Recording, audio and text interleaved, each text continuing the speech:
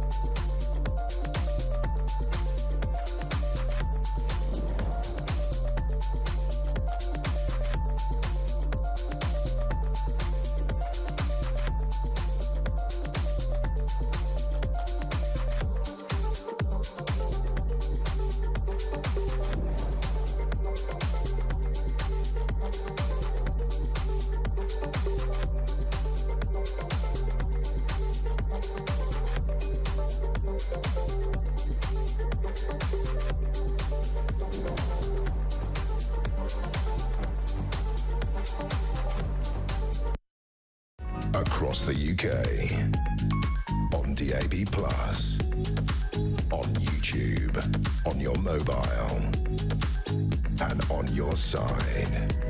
This is Talk.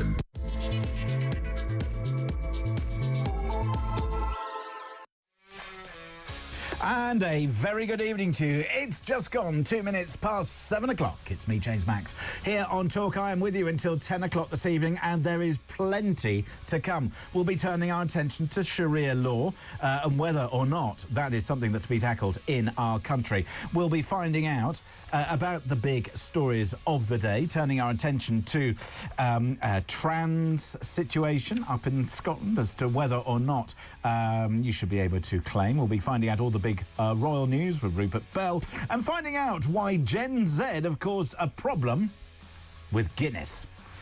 But also, we're going to be talking about the big stories of the day. Very shortly, I'm going to be joined live in the studio by Benedict Spence. We'll be going through all of the big news stories of the day. And I want to find out from you.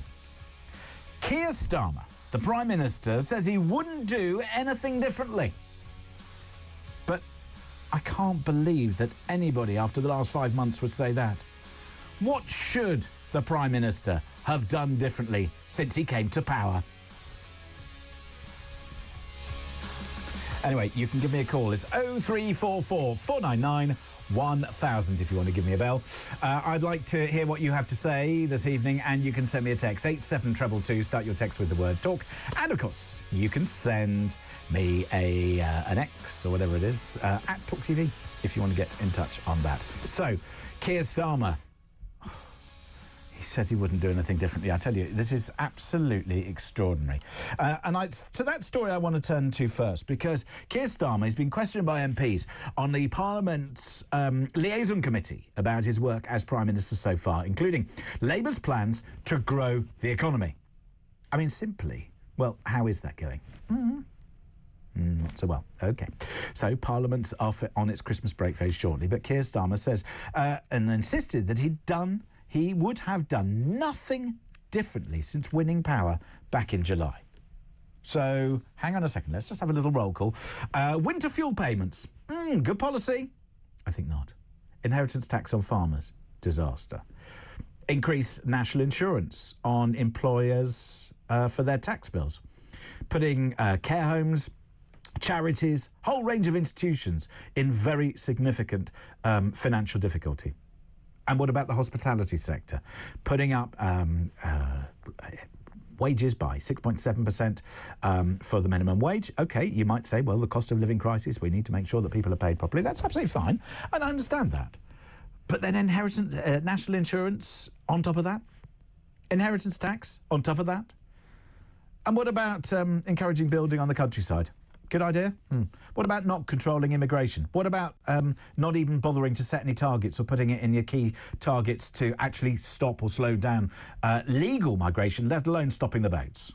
What about the two-tier justice system that seems to have got? OK, so you're right in the streets, you get treated very harshly, but by the way, you're already in for something pretty awful that you've already done, and you get let out early. Oh, that sends a good message. Oh, and anybody going to stop anybody nicking stuff out of our local shops? Don't think so. Then what about spending money on breakfast clubs at schools before you've actually fixed the schools?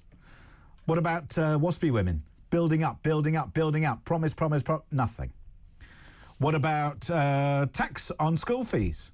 Is that going to raise any money? Probably not. Ideological.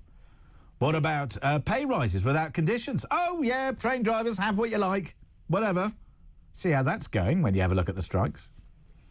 Oh, how about hiring Louise Haigh? Was that a good idea? Taking freebies? Lack of judgment? Prime Minister? What about not leaving the ECHR? Or what about defence spending? Oh, at some point in the future. Those are just a few of my rants. The telephone number is 0344 499 1000. I'd like to hear what you have to say. What should the Prime Minister have done differently on the basis that he says he wouldn't do anything differently? Which I think is absolutely... I mean, surely I've made so many mistakes in the last 5 months. Probably made some in the last 5 minutes. Like not saying good evening to Benedict Spence, who's here. Benedict, sorry, I just had to pent up demand. I've had a bit of a rant. Well, that's fine. You promised me a good rant outside. You did say it would be good, and it was, I think, actually worth the wait. So. OK, well, that's very kind of you. But then I guess I'm a man of my word compared to the Prime Minister who said he'd do lots of things. He said he'd grow the economy. He's doing everything to create stagflation, where you have inflation and either stagnant or falling growth. The difficulty is, when he says he wouldn't change anything, I do believe him. I think he genuinely wouldn't change anything. I don't think he actually has the imagination to envisage a different pathway forward. I think that... Is that because he's a lawyer by training? Yeah. And they're all a bit... So, I mean, he's very good... But they're not all. I will get it in the neck if I say that they're all from many members of my family. But me too. rather a lot of them are. And it must be said, yeah, we have this idea in this country that all lawyers are sort of rumpole of the Bailey. They're very brilliant, they're very good on their feet, and they're very mentally dexterous. They're not. And everybody knows this after going to university and living in halls with a couple of law students. They are perfectly normal people who are very spongy and good at accruing information and learning to be procedural, and that's about it for most of them. Well, there are good and there are bad lawyers. Of course. So, look, I don't expect a Prime Minister to get everything right. Yeah. And I also don't think that... I think, first of all, he said, the situation that we inherited was far worse than we expected. I actually think that they inherited an economy that could have been OK. Public accounts that were in a better state. This whole £22 billion black hole is a fabrication of him and his minister's own making. It's utter balderdash. The situation is very bad, but it can be revived. He made it worse. Quickly. Yes, exactly. He doubled down on a lot of what was actually already wrong. And when on this station, various hosts and contributors have spoken for several years about the major issues that are sort of underpinning Britain's lack of growth, our stagnation. The sort of the approach to everything having to be by bureaucracy, that's one thing. But, sort of look at the fundamental things, the lack of growth, cost of energy. Do we have the capacity to actually reverse these things in a very short space of time? I didn't even mention, by the way, in my rant there, that letting Ed Miliband anywhere near our energy policy. I mean, seriously, he is deranged. Every energy policy expert that I speak to, certainly who is not British, is sort of aghast at the situation that Britain finds itself in. They all say the same. Britain could be and should be energy independent. It should have amongst the lowest energy prices in the developed world. And we have some of the highest. And we are choosing to. That's the thing. It's not as if there was something unforeseen that we completely out of our control. We have chosen to have the most But you expensive. see, here's where I point the finger of blame at not just Keir Starmer and Ed Miliband. But the Tories. But the Tories as well, and previous to that, the Labour Party before that. We had the most advanced nuclear programme, other than probably France, in certainly in Western Europe. And we chose to let it stagnate, we chose to leave it uninvested, and we chose to allow it to sort of move to the side because for whatever reason it had become a bit toxic and various people thought that it wasn't a way forward. In the same way that we had access not only to North Sea gas, but we could have gone fracking. Look at what's happened to the American energy market since they went fracking and their energy bills. Now, can you rely on it forever? No. And by all means, transition. But if you're going to say, have an alternative, have the alternative available before you push people to it. I mean, this is the thing. We were literally given the perfect setup in terms of, as you say, our world-leading nuclear sector and the fact that we had just this vast reserve of fossil fuels that we could have used to bridge the gap to build what are admittedly very, in the short to medium term, very expensive things to build nuclear power stations for very good reasons.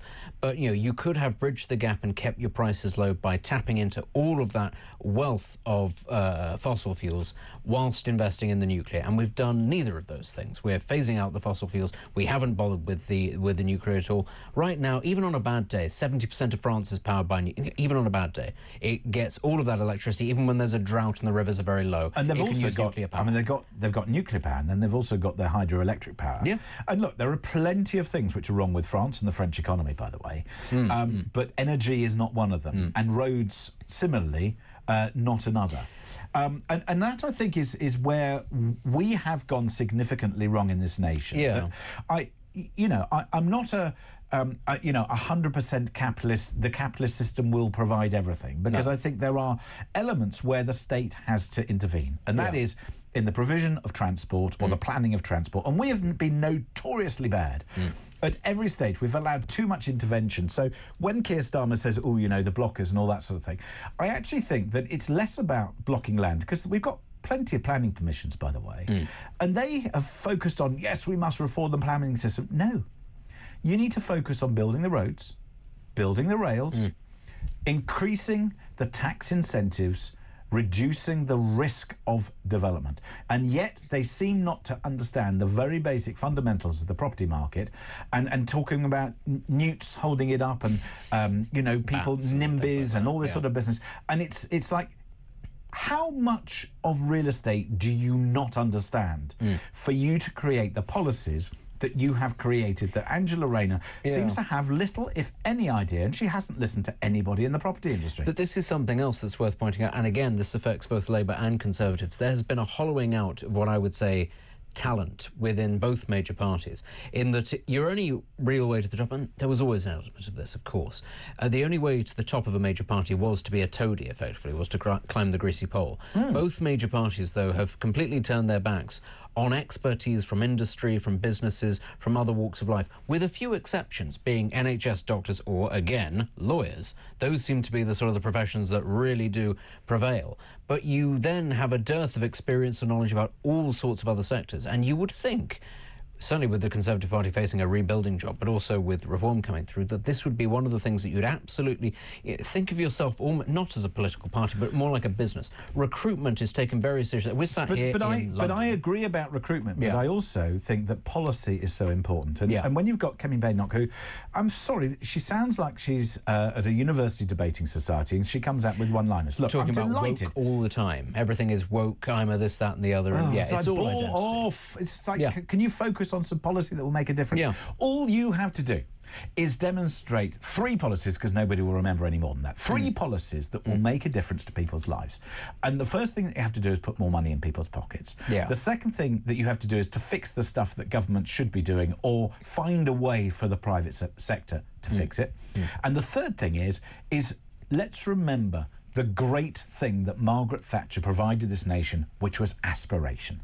Whoever you are, wherever you come from, you can make it. And those are the things that they seem not to talk about. Yeah, we don't really like ambition in this country, if we're being honest, or at least our political class and our aspects of our media class. Speak for yourself, I love it. No, you might. But the people who are actually in charge do not. Well, and we've they're seen this in the idiots. latest. We've seen this, of course, in the We're latest. governed. Yeah. We are governed by cretins. Yes, you're preaching to the choir here. I'm afraid this is a real problem. This is why when polls go out there and people talk about, Nigel Farage, he could be the next Prime Minister, given the level of dissatisfaction with the previous government, who, although they were arguably less bad than the current lot, in terms of certainly economic direction, they were still pretty bad, making bad mistakes, bad policy decisions, and not delivering on the things that people genuinely care about. For example, immigration, out of control probably for the last decade. Illegal immigration, out of control certainly for the last 5 years. So those are things which are unacceptable. They did nothing. They are to be held to blame and held accountable. And then you've got this current bunch of muppets who are ideologically driven, creating the most appalling legacy issues that we are going to see in this country probably for a generation. Yeah. And then you have Nigel Farage, who seems to speak natural common sense. Not everybody agrees with everything he says. You have certain political class who point the finger of, like, concern and blame and all this sort of business. It's just like, no, I want to put more money in your pocket and sort out the mess. Well, isn't it interesting that Nigel Farage has gone to the man who is probably the 3rd most powerful man in the world right now to say, look, it's not just the United States that needs fixing, it's the UK as well, and probably parts of Europe, if we're being honest. Elon Musk is a man who gets things done. He is aspirational. He understands aspiration. Very ambitious. He understands the dangers of overregulation. But that's fine. This is the thing, of course. We're sitting here in the United Kingdom, once an empire. The forger of the Industrial Revolution. Those people were not exactly sane all the time. The idea of the Great British eccentric did not become because we were all perfectly normal. No, we became an empire at the front of everything because we took risks. We don't have that anymore. Exactly. And the thing is that about being entrepreneurial is that you do go against groupthink. You do.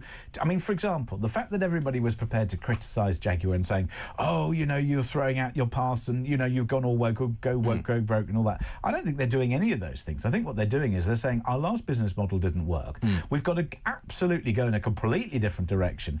Everybody started to talk about it, which means that when they do produce their cars, people are going to look at them. I just hope the designs are as good as, the fuss that they've created around it. But have a look at Elon Musk. As you say, track record, PayPal disrupted the market, sold it, made a bundle. Tesla, everybody oh no, electric cars, they're not going to catch on, are they? Hello. And yet. Yet. You couldn't possibly put a rocket into space, could you? Oh, you did. Oh, you couldn't buy a social media empire. Oh, you did. I mean, and he hasn't finished yet. Yeah. Do you remember how he raised all that money for the Boring Company when he sat in traffic in Los Angeles and he thought there's got to be a better way of doing traffic in Los Angeles. I'm going to build a giant tunnel underneath it and I'm going to run trains through it. Everyone said, well, how on earth are you going to raise money for that? He said, I'm going to sell 20,000 flamethrowers. And people said, nobody's going to buy that. But it happened. It worked. It was very disruptive. It was very inventive. Slightly nuts. But it worked, and that was how he was able to raise that money. It was indeed. Benedict, right, we're going to get some more stories from you in a moment. Plus, I want to hear from you. If you are listening to me now, do get involved in the conversation, because Keir Starmer is either a brilliant politician putting in wonderful policies that maybe the pain will be there now and the benefits for us will be coming down the path, or alternatively, he's deluded, slightly mad, disillusioned, and ideologically driven, making the wrong choices for our nation. So he says that he wouldn't have done anything differently, this was him speaking today, anything differently from what he's done over the last 5 months. So I want to hear from you, what should he have done differently? What should he have made decisions about that would make a difference to you, to your life? 0344 499 1000 is the telephone number. Give me a call now. You will get through, and then I will get you on the airwaves to have us put Keir Starmer right. What should he have done differently in the last 5 years, since 5 months, 5 years, hopefully get voted out, if 5 months between getting elected and now. Give me a call, have your say. 0344 499 1000. That's a telephone number. We'll have more next here on Talk.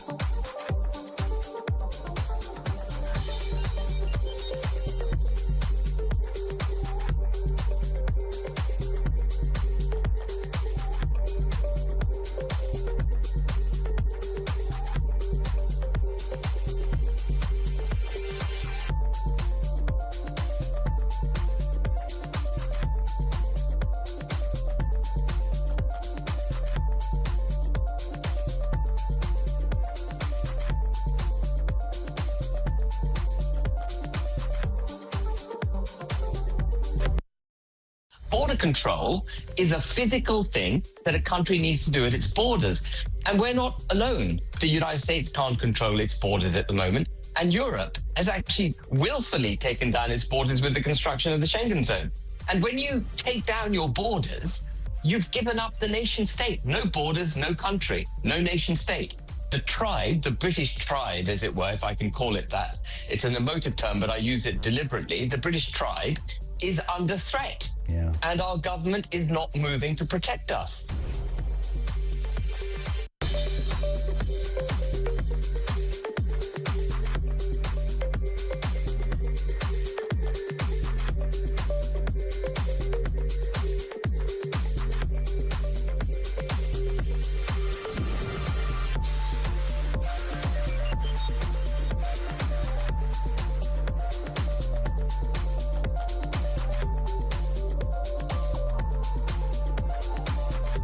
Across the UK, on DAB+, on YouTube, on your mobile, and on your side. This is Talk. 22 minutes past 7 o'clock is the time. It's me, James Max, with you until 10 o'clock. I know, special treat. Oh, by the way, talking of special Christmas treats, next week, I'm going to be with you for Drive on Monday, Tuesday, and, I I don't know, Thursday, Friday, something like that. Anyway, so a bit more Max with you. Anyway, with me in the studio is Benedict Spence. We're going through the big news stories, and I just want to pick up, Benedict, before we turn our attention to other things. So, Keir Starmer, he's been questioned by MPs on the sort of Parliament's liaison committee, which it sort of means nothing, this committee, doesn't it? But on the other hand, Keir Starmer, he's insisted that he'd done nothing differently. This is after Meg Hillier asked him if he had any regrets looking back on his time in office so far, and the reply came after some pressing no. And then he goes on, I knew it would be tough. I knew the inheritance was going to be pretty awful. It's worse than I thought in every respect. Except he, as you say, correctly say, in my view, has made it worse. And then, pushed by Dave Meg, he said if he would have done anything differently, Keir Starmer says, no, we had to do tough stuff. We're getting on with it. He didn't have to put VAT on school fees. Yeah. He didn't have to put inheritance tax on farmers. He didn't have to raise national insurance on employers. He didn't have to just give away pay settlements to workers without at least some reform in their working habits and practices. He didn't have to hire Louise Haig into his government.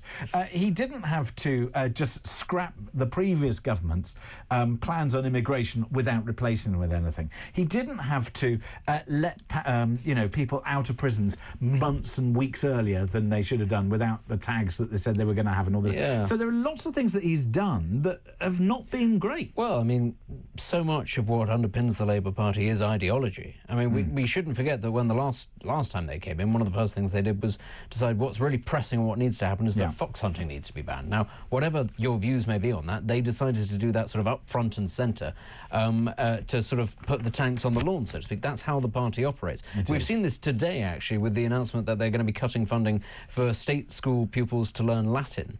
And, you know, we're sort of halfway through the school year, and you kind of think, was it the most important thing to cut it right now? But no, the other thing it's a purely ideological thing, and they will do this out of spite because it makes them feel good, not because it's useful. They think morally that it's a good thing. And I find that slightly extraordinary, because anybody who understands, and I sort of wish that I continue learning Latin longer than I did, because there is a lot of Latin used in law. Yeah. There is a lot of Latin used in, particularly in horticulture, to an extent in medicine, and a whole range of other actors, and also in etymology, as in, words and where they came from. So I think if you're interested in language and formation of language, if you're interested in understanding perhaps more about, is it a practical, people say, oh, it's a dead language, you don't need it. It's not about the language itself, it's about what the words are there to do and the skills that they can give you. Yeah, I wouldn't mind necessarily if we were replacing Latin with, say, learning one of the Celtic languages or something like that, but we're not doing that. And I'm not sure how useful that would be. Well, actually, there's a lot. Really? Also, Norse. There's another one for you that actually, if you sort of look at the etymology, the roots of many English words, and also a lot of our stories, a lot of our shared heritage. I know it's getting a bit sort of into the reeds here, but it's a similar thing to Latin, actually, where if you are going to look to the past for sort of the underpinnings of modern culture, you'll find these things there. And I do think it's actually about more broadly expanding people's knowledge about their heritage, where they come from. Right. And so, for the same reason that, we actually value learning Latin, there's a lot of use to it, even if it's not perceived as the most important thing by somebody whose idea is to sort of get rid of the institutions. Well, you see, that's the point, isn't it, which is ideological decisions, which make no difference. Anyway, if you want to join the conversation, you can do so. I want to hear from you, if you wouldn't mind. Can you give me a call? It's 0344 499 1000. I would like to hear from you as to what you think Keir Starmer should have done differently, on the basis that he is quite extraordinary. If you're in any job, you have to have made at least one or two mistakes over the first 5 months when it's a new job. My goodness me. Right, before we come and just, get upset about water companies, I want to demonstrate that the phone lines are not only open, but also will take your calls. Katie is in Yorkshire. Katie, good evening. Good evening, James. Can I just say, first of all, it's so lovely to have you back on the show. I really missed you. Well, I miss being here, but I'm hoping that over the next couple of weeks there'll be quite a lot of the Max. We used to speak in the morning, and I really, really do miss you on your breakfast show. But what I rang up about was because I've been thinking it for a while, and it is, you asked what could the Labour Party do differently, or what mistakes have they made that they shouldn't have made. Well, it just takes me back to thinking about the disastrous mini-budget that Liz Truss put in place. Yes. And after 44 days, the Tory party acted. Now, I don't know whether they acted properly or wrongfully, to remove her as a leader and not give it a chance, but that's by the by. The party decided that the budget was a mistake and then therefore took her out of play. So she had to resign. Why? When it's been more than 44 days since the disastrous budget that they just dropped, causing all of this untold uncertainty in the jobs market, we've got... You see, I think you raise a really important point, Katie, which is, I guess the Tory party took fright and flight at the Liz Truss, disaster. I don't think they thought it through. I don't think they came up with the right policies that were going to grow the economy. But similarly, Keir Starmer has used the same line, said, I'm going to grow the economy. And in fact, the evidence is already there that it's shrinking. The evidence is there that inflation has gone up rather than come down. The evidence is there that the tax take is going to go up, that companies are not going to hire, that they're possibly going to shed jobs and people, that the private sector is not going to replicate those pay rises that have been seen in the public sector, that the public sector isn't being reformed. I mean, there's so many issues. I think we've got a real problem. Katie, thank you very much indeed for your call. 0344 499 1000 is the telephone number to join that conversation. And we'll take more of your calls. Meanwhile, just a very quick word, Bennett, let's introduce this story, might as well. The majority of water company bosses received boosted bonuses last year, according to the Telegraph, as now the public is facing a 36% rise in their bills on average. Yeah. So... look, I understand that, first of all, we're talking about 36% over a course of 5 years. It's not a year. But the second point is, I don't think people should be getting bonuses when a surplus is not being created. I agree. And the way, actually, that the water has been handled in this country is a disgrace. And this is something that probably does need closer examination. It is disgraceful, frankly, that an island that receives as much rain as ours does is so bad with almost all aspects of its water. It doesn't build enough reservoirs. It doesn't dredge its rivers properly. Our pipe system is deeply out of date. If you want a real horror story, look at how much water seeps into the ground once it's already been captured. But that's a very important point, which is all of our problems have been based off the fact that we never addressed the projections created by the civil service, which talked about what infrastructure needs we had as a nation, for schools, for hospitals, for roads, for water, for electricity, for broadband, everything. All predicated off the fact that we didn't have 10 extra million people who are now living in the country. Well, we're always told, aren't we, that you absolutely need this amount of migration to prop everything up, until, of course, you then take a step back and go, have we planned for any of this? Oh, no, absolutely not. Could this be contributing to the rise in house prices or the difficulty around school places or the massive pressure that's placed on the NHS? Could they be linked? And the government will go, oh, no, absolutely not. We need these people, absolutely. But they need to prop these up our people, NHS. but exactly. But then they never talk about what happens when people migrate, rather like, for example, 3 generations ago. Yeah. Funnily enough, when my family came to this country, elements of the family then got married, and then they had some children.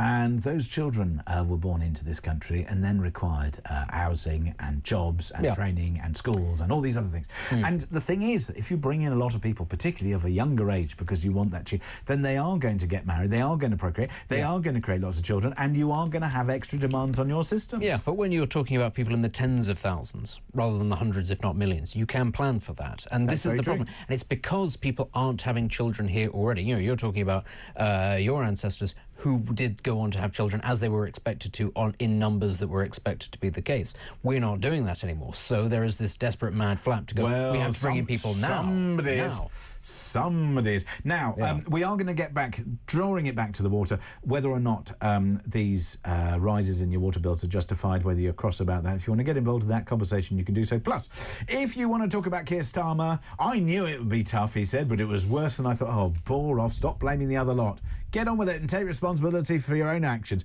But he says he wouldn't do anything different. But what should Keir Starmer have done differently? 0344 499 1000. That's the telephone number. We'll take more of your calls next here on Talk.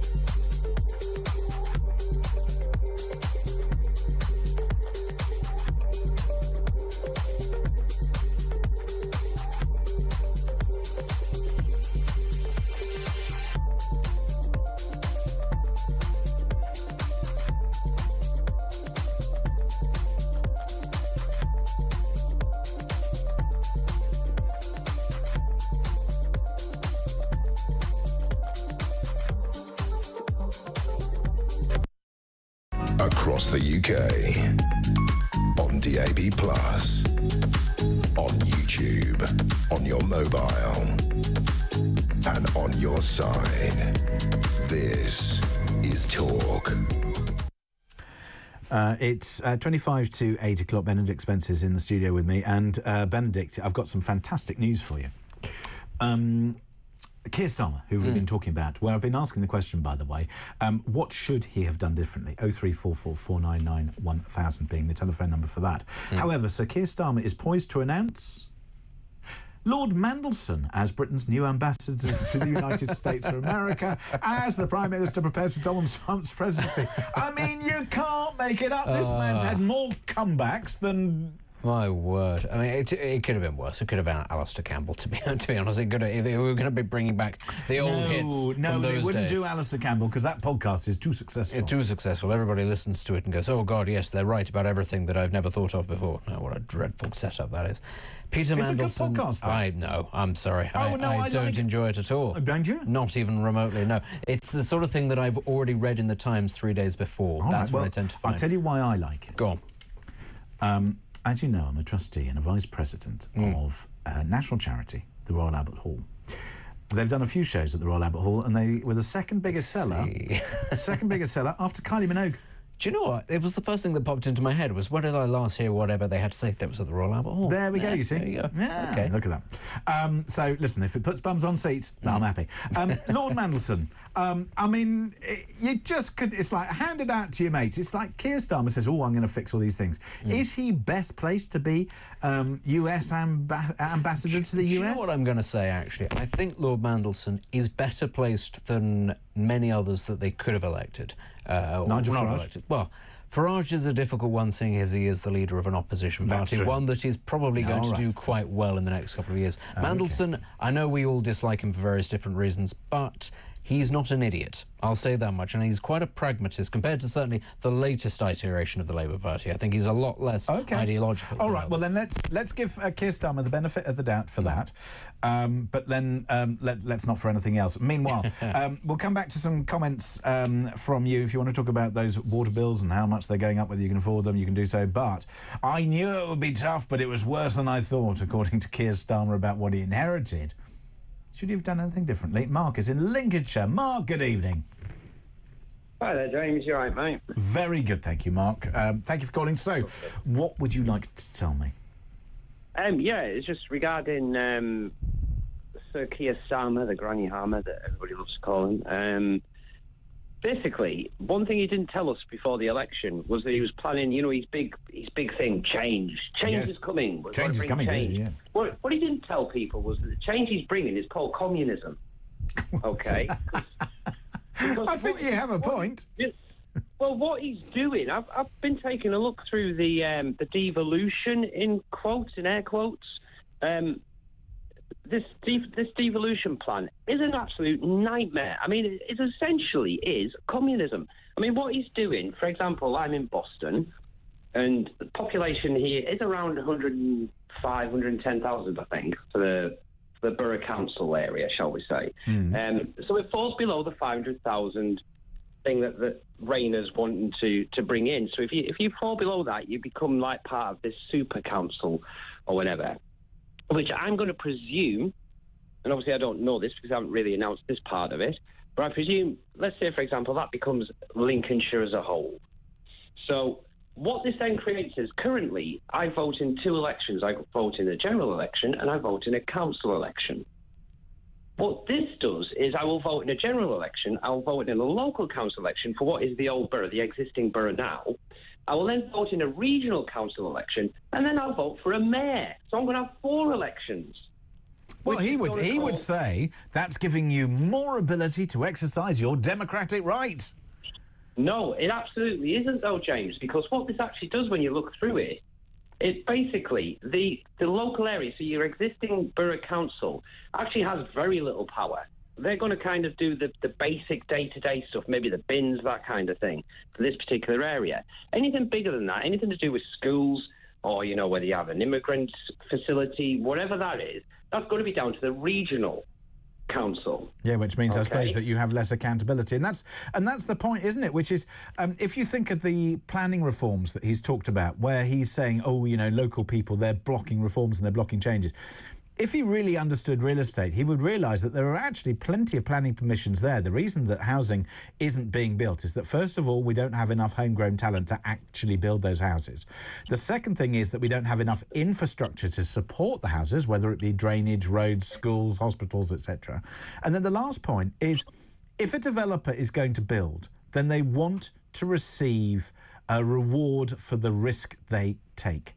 And you can't, if you flood the market, if you take money out of the economy, if you remove people's ability to borrow, or you keep interest rates high longer than they should be and make borrowing expensive, people cannot and will not afford to take out the mortgages they'll need to have to buy those properties. So either whatever way you look at this, he's doing everything incorrectly. Well, yes, absolutely he is. I mean, as far as the property thing's concerned, it doesn't just get rid of NIMBYism, does it? Because what it does is, you're going to have this central council that can essentially tell you that probably is going to be full of people that have nothing to do with, say, for example, Boston. They'll be able to make the decision whether you get that new housing facility, that new housing infrastructure, whether you want it or not, which is kind of what they've been saying they want to do with the housing. But the whole thing with all of this, is at the very top of this little food chain is that mayor. The mayor's key. Well, the mayor is key, and frankly, as far as I'm concerned, the one in London should start with Knight.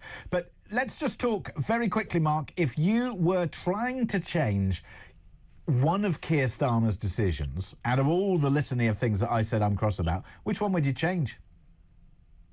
How the hell do I pick one of those? Pick one. Pick the first one that you do. I mean, for example, I would probably... The first thing that he changed was taking away the winter fuel allowance from pretty much every pensioner. I would say, if you're on a top rate of tax, or paying the top rate of tax, then fine, you don't need the winter fuel allowance. Everybody else should get it, and I would reverse that. Yeah, that would be a good thing to do. And the second thing the second thing, I know I asked you, but I'm just ranting. The national insurance on employers. What the heck is he doing? Yeah, I think that's a crazy one. I think for me, though, because he hasn't really done anything immigration-wise, so there's nothing I can really say that I'd like him to change other than, Well, just do something. Just actually stop it, basically, because we don't need any more immigration, period. Exactly. I think you're right, Mark. We'll leave it there, but thank you very much indeed for your call. 0344 499 1000 is the telephone number. You can send me a text, 87222. Start your text with the word talk, and you can X me at talkTV. So, Benedict, you're sort of forgiving Keir Starmer for picking Lord Mandelson because you think he's sort of credible. Vaguely. I mean, right. let's be honest. Having picked Louise Hay as Transport Minister, he has had worse appointments so far. David Lammy remains the Foreign Secretary. It could be a lot worse. I don't understand. How can you have somebody who said the things that he said so publicly in the past? It's incredibly disappointing, actually, that he's still in place. And I was under the impression, actually, that he wouldn't even make it this far. When Starmer won the election, that he would be a bit like Emily Thornberry, one of those sort of allies who shuffled slightly out of the door when it came to handing out the actual offices. No, but there's a lady who talked. You know how I talk in paragraphs, which is perhaps a little bit too much. Emily Thornberry is somebody who talks in chapters. That's somebody who's been a lawyer for too long, I'm afraid, who's spent far too much time summing up speeches in front of juries or in Parliament. That's absolutely true. She does speak a lot. Meanwhile, to other news stories, a Turkish crime boss said to be one of Britain's biggest drug dealers will not be deported after judges ruled that it would breach his human rights. The man who was jailed for 16 years for plotting to supply heroin across the UK won the right to remain in the country on the basis that it would breach his human right to a family life, even though he had an extramarital affair with a woman in Turkey. There are so many things wrong with the system here, and I'm not a lawyer, and I'm certainly not a human rights lawyer. If you are accused of and found guilty of drug dealing, which is a threat to people's lives and fundamentally illegal, then to my mind, then you should be removed from certain human rights situations. In addition to that, if you are basing your claim off a right to a family life and you have had an extramarital affair, indicating your lack of respect for marital life, then you should be thrown out. This is disgraceful. It's the wrong decision. And it shows how crooked that system is. I was going to say, the biggest threat to right to married life is probably him, and if not, his wife. But the strange thing about all of this is that the laws around these things haven't changed drastically in the last 20 years. It's simply the interpretation of them, and a far more permissive attitude in this country, or if you like, an attitude that is simply to accept, there's nothing we can do because doing something sounds a little bit like hard work. One of the really disgraceful things is that sort of per head of the migrant population, the immigrant population in this country, the last Labour government deported about 10 times as many people as the outgoing Conservative government did. And the laws were not really any different. There was simply an attitude which was that the court slightly changed their approach, and the government went, oh, well, what can we do? The court says so, which is, of course, exactly what Keir Starmer does as well, being a lawyer. But this is what I mean when I say we've got far too many lawyers, and not particularly talented lawyers, it must be said, in our politics. There is just this sort of attitude which is, well, if the court says it, I must shrug and just do it. And by the way, please don't change any laws, because then I'll have to relearn everything that I already know, and it'll fundamentally change my worldview. That's underpinning things like Brexit, for example. Please don't do that. It'll make my life very difficult. There are so many aspects which just strike me as absolutely nuts when it comes to our legal system. And also the fact that people seem to defer to, it's rather like when people say, oh, well, he's head of the Bank of England, so he must know what he's talking about. And this is when, when people start to predict into the future, then you're kind of putting on a trajectory which is so ridiculous that you're asking somebody who is or may be an expert in their particular field, but nobody can predict into the future. And that is why when Michael Gove said, we can't believe in experts, he kind of had a point, because we were allowing experts to extrapolate into the future. And that undermined the expert. It's rather like when, for example, the BBC says we're impartial, and then their commentators start commentating on what may or may not happen. It's the over-reliance on credentialism, ultimately. This person occupies this job, therefore they must be impartial and know absolutely everything. Does it matter what their ideological underpinnings are? No, don't ask about that. They're the expert. And then when you pull back the rock and you have a look at what's going on in our university sector, for instance, and you realise, oh my word, these people are nuts, and the stuff that they're being taught is completely harebrained and out of kilter with reality. That's how you end up with things like the trans debate, for instance, being a mainstream topic of conversation. Is it? Should it be? No, but it has crept in because very learned, very intelligent people who have got all sorts of credentials say that this is an important thing. Alternatively, I don't know. Good old J.K. Rowling has jumped into the break. Well, anyway, she pushed back against it. It was a mainstream thing before. Women then started going, hang on, this is nuts. But the people with the degrees and the titles were saying, this is an important thing and you have to do it. Well, it took there normal might be an people important thing. push I've back. had a good few rounds about that anyway.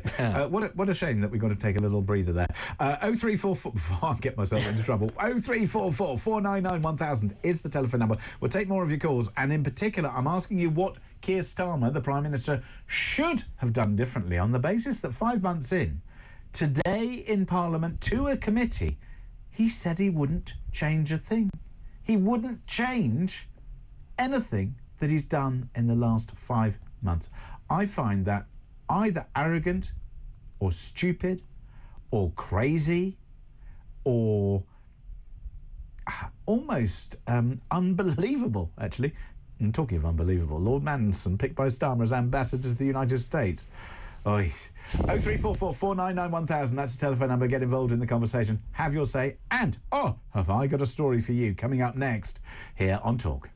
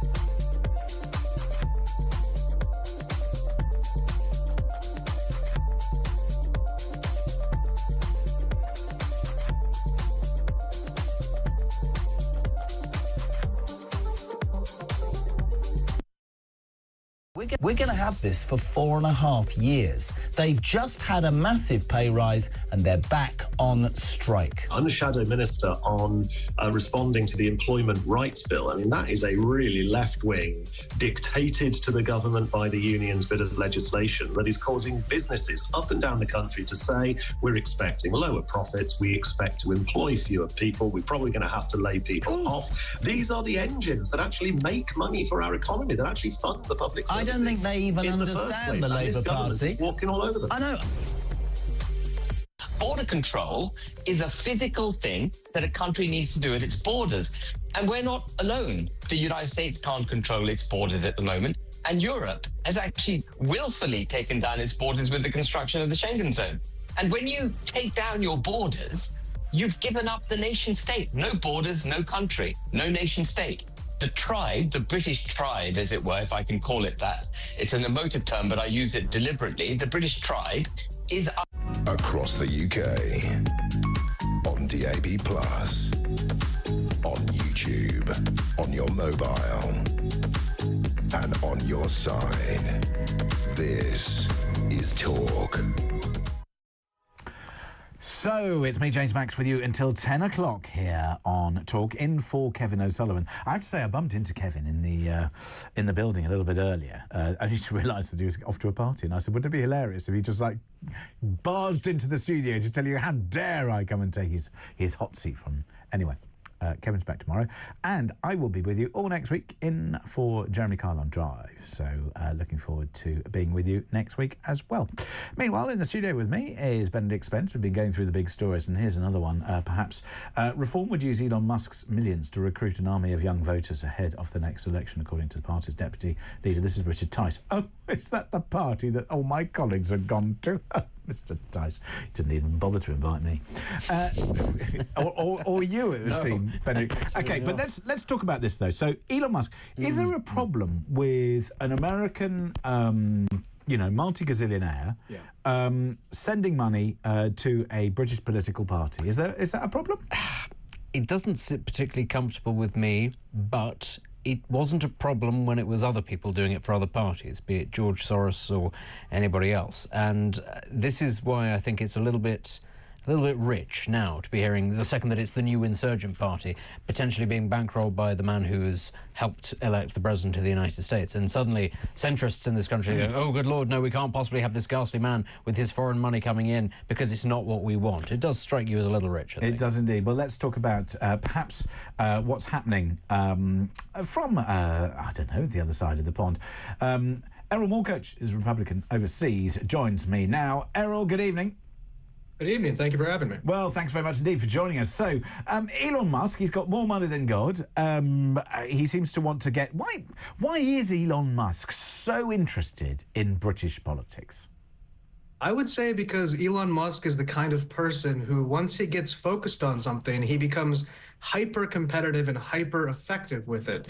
He was somebody who always discussed not wanting to be in the political realm, wanting to focus on his inventions, focus on his rockets, focus on his contributions to humanity. And he saw the election in the United States as so paramount to the future of our country, myself included. I mean, it was a horrible alternative than what we had. And so I think now that he's seen that, he has a phrase he uses all the time on X, you can just do things. And it sounds kind of silly. I can see that, but when it comes to looking at American politics, I quite enjoy how socially awkward he is on stage. He's no Steve Jobs when it comes to, product launches or anything. He's sort of on his tiptoes, overexcited, like a sort of kid in a china shop. But there's no doubt he's hugely and vastly intelligent. He has changed the course of this planet in terms of his technological inventions, whether it's PayPal, whether it's Tesla, whether it's SpaceX, whether it's buying Twitter, calling it X, whether it's, any of the AI things that he's been developing or getting involved in. I mean, he is extraordinary. And so, therefore, shouldn't we listen to somebody who has been so fundamental for change of all of our lives compared to a politician who goes, oh no, he's got money, he shouldn't be investing in this? Absolutely, and that's the argument I've been trying to make on British television for the last 6 months about our campaign and how much people in America look up to Elon Musk. I'm an immigrant. I look at Elon Musk, wow, I want to be like him. I want my kids to be like him. So somebody who is that effective and that impressive and carries that level of respect for his deeds. Keep in mind, a lot of these other rich guys are financiers. And no disrespect to people who make money out of money, but it's a different thing than people who make money out of rocket ships and innovative technologies. And so I absolutely agree. I mean, you should be listening to somebody like Elon Musk based on his credentials. And no, he's not going to come in and wash out the political system there. But the idea that he's going to make his voice heard in a country where he has financial interests and is an open democracy and is proud of being an open democracy. I mean, Elon Musk is one of the greatest individual immigrants to America, and I have seen no reason why you shouldn't. I mean, he was from South Africa, used to be part of, it's Commonwealth state, right? So yeah, well, it's not as if he has no connection. Let's talk about connections, though, because we've seen pictures of British politicians, so like Nigel Farage with Donald Trump, with the vice president-elect, with Elon Musk. And we've seen Nick Candy, who is the new treasurer for the Reform Party. Nick Candy, a very wealthy billionaire property developer here in the UK. Married to Holly Valance, who's a former pop singer, very glamorous. And perhaps, that sort of pop star couple. those people mingling, and then you've got the Prime Minister here who's selected Peter Mandelson to be Britain's new ambassador to the United States. I mean, we all know who Peter Mandelson is, or certainly this side of the pond we do. Is this a good appointment, or should we have perhaps just listened to Nigel Farage and done something different? Probably for the party in power right now in the UK, they didn't have much of a chance. Labour kind of had to put one of their guys forth, but absolutely, you should have listened to Nigel. Nigel is the best friend the UK has in the White House right now, and he has the president's ear, and you know he's right involved in it, and certainly somebody could have been more friendly to the Donald Trump world order that's going to be built would have been beneficial. But again, I don't think it's going to be critical. You guys change your government quite a lot, and it's very confusing to us. Let's hope we change our government sooner than perhaps people had expected after the landslide. But let's just finally to you very quickly, Errol. So we've got the new president coming in. Everybody here in the UK talks about the special relationship. Everybody in America doesn't know what that is. I'm assuming that the UK has absolutely no chance of making any progress with Donald Trump until or unless Keir Starmer is voted out of office. I would say that's a pretty astute viewpoint. Outside of perhaps some geopolitical Five Eyes things where it transcends politics, the fact that Labour sent over all those weirdos to come and be part of our election didn't really help the argument. And we just don't like the Labour government, and Donald Trump doesn't need to like them. It's not just you, not just you who doesn't like it, Errol. Mortgage Republican Overseas, thank you so much indeed for joining us here on Talk. So, Benedict Spence, as I literally pack you off into the winter ether. A couple of things, I suppose, just your final thought. I mean, 2025, I've been amazed how much of a mess Starmer's made of it. It's going to be worse, isn't it? You've got about 10 seconds. It's going to be a difficult couple of years, and so let's just try and enjoy it as much as we can. They're going to make a lot of mistakes, and we can laugh at those. Fasten your seatbelts. There we go. Benedict Spence, thank you very much indeed for joining me here in the studio. We're going to take more of your calls on things that should change. 0344 499 1000.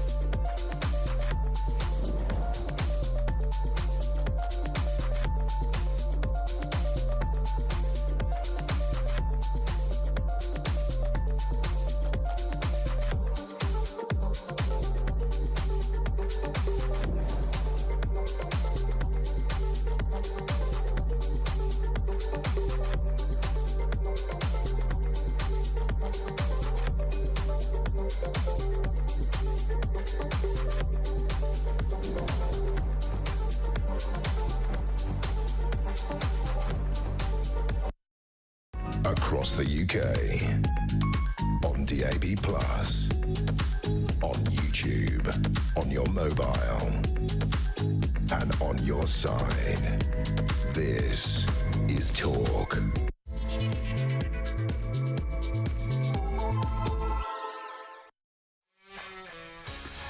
Very good evening to you. It's just gone 2 minutes past 8 o'clock. Yes, your ears have not deceived you, nor have your eyes. It's me, James Max. I'm with you until 10 o'clock here on Talk this Thursday evening. In for Kevin O'Sullivan. And I'm going to be back with you on Talk next week as I present your Drive Time show. So hopefully you'll join me then, and it's very nice to be back. Meanwhile, I'm talking to you about the Prime Minister. So Keir Starmer today was in front of various different politicians, and he has been questioned by MPs on Parliament's liaison committee. So it's about his work as Prime Minister so far, including Labour's plans to grow the economy and all these things. And I think it would be cynical of me not to recognise that any politician, particularly when they're new to the job, they're going to make some right decisions, they're going to make some wrong decisions, and you do have to give some space. I have been amazed and wowed at how many mistakes Keir Starmer and his team have made. I have been amazed and horrified that ideology should go right at the front when there are so many other pressing matters. And this is not because I've been so impressed by the previous lot and I'm sort of ruining the day that Rishi Sunak and his bunch of idiots got voted out. No, because they didn't tackle immigration and migration. They didn't make the economy grow as fast as they should have done. They didn't spend your taxpayers' money wisely. They didn't lower the right taxes to boost the economy and to put more money in your pocket. They didn't make sure that the essential public services are either funded by the private sector or provided by the state in the way that they should have been. They didn't make the privatisation that Margaret Thatcher spearheaded of all those national utilities. He didn't make them work or pay. And so we ended up with water companies spilling sewage into your seas and your rivers, sorting out, their bonuses before they sorted out the leaks in the ground. And then we have Keir Starmer, who time and time again have made so many mistakes.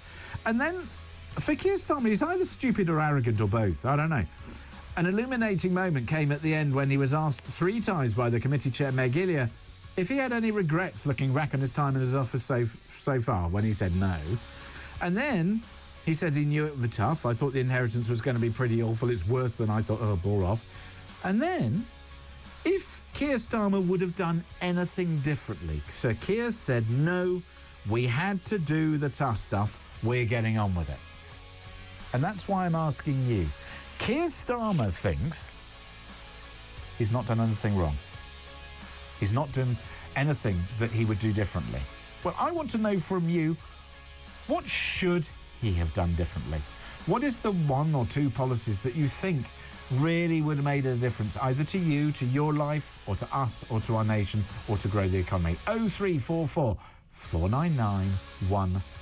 I promise I will take more of your calls on that in a few moments' time. Plus, I'm going to be speaking in a couple of minutes to Robert Bates, Research Director for the Centre for Migration Control, to talk about another issue or 2 which are driving. So, as I said, it's me, James Max, here on Talk, taking your calls until 10. So, I will come back to our discussion about the Prime Minister, and if you want to talk about the shock news that Peter Mandelson is going to be the new,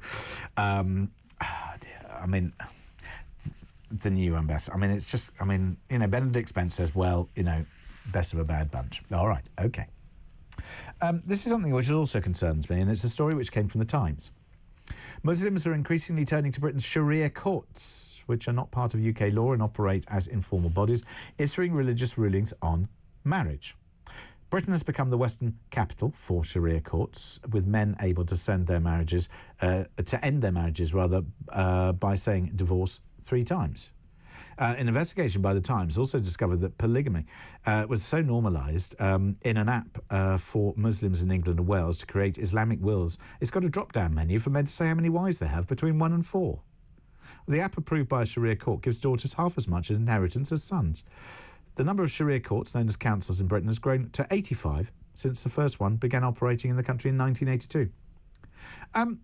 I think this is very serious, and I know that as soon as one talks about something like this, you can be labelled as racist, or you can be labelled as somebody who is culturally insensitive, or as ignorant of different systems and cultures and all this sort of business. No, I'm sorry. In this country, the rule of law and the court process is the one and only way that we should be metering out justice. And similarly, there are plenty of criticisms that I think we all have about our legal system, about the fact that, it can take a long time to get a divorce, or it can be a painful process, or it can be difficult to deal with punishments that might have to be exacted on public, and that we see lawless activity. I find it absolutely horrifying that that so many crimes are committed in our shops, thieves, gangs operating, that we've got county lines and drugs seemingly awash on our streets and up and down the country, and that law and order appears to be relatively lax and loose. All of that stuff. But Sharia courts surely is not the answer. And that the fact that no one is turning their attention to them to either ban them or to remove them from the system, to indicate that they are not a legal way of conducting, and to make sure that, if you go against the law and you say, well, I'm a divorce because I said divorce 3 times, and you haven't gone through the proper process, well, I'm terribly sorry, you're still married, technically. That is not acceptable in this day and age.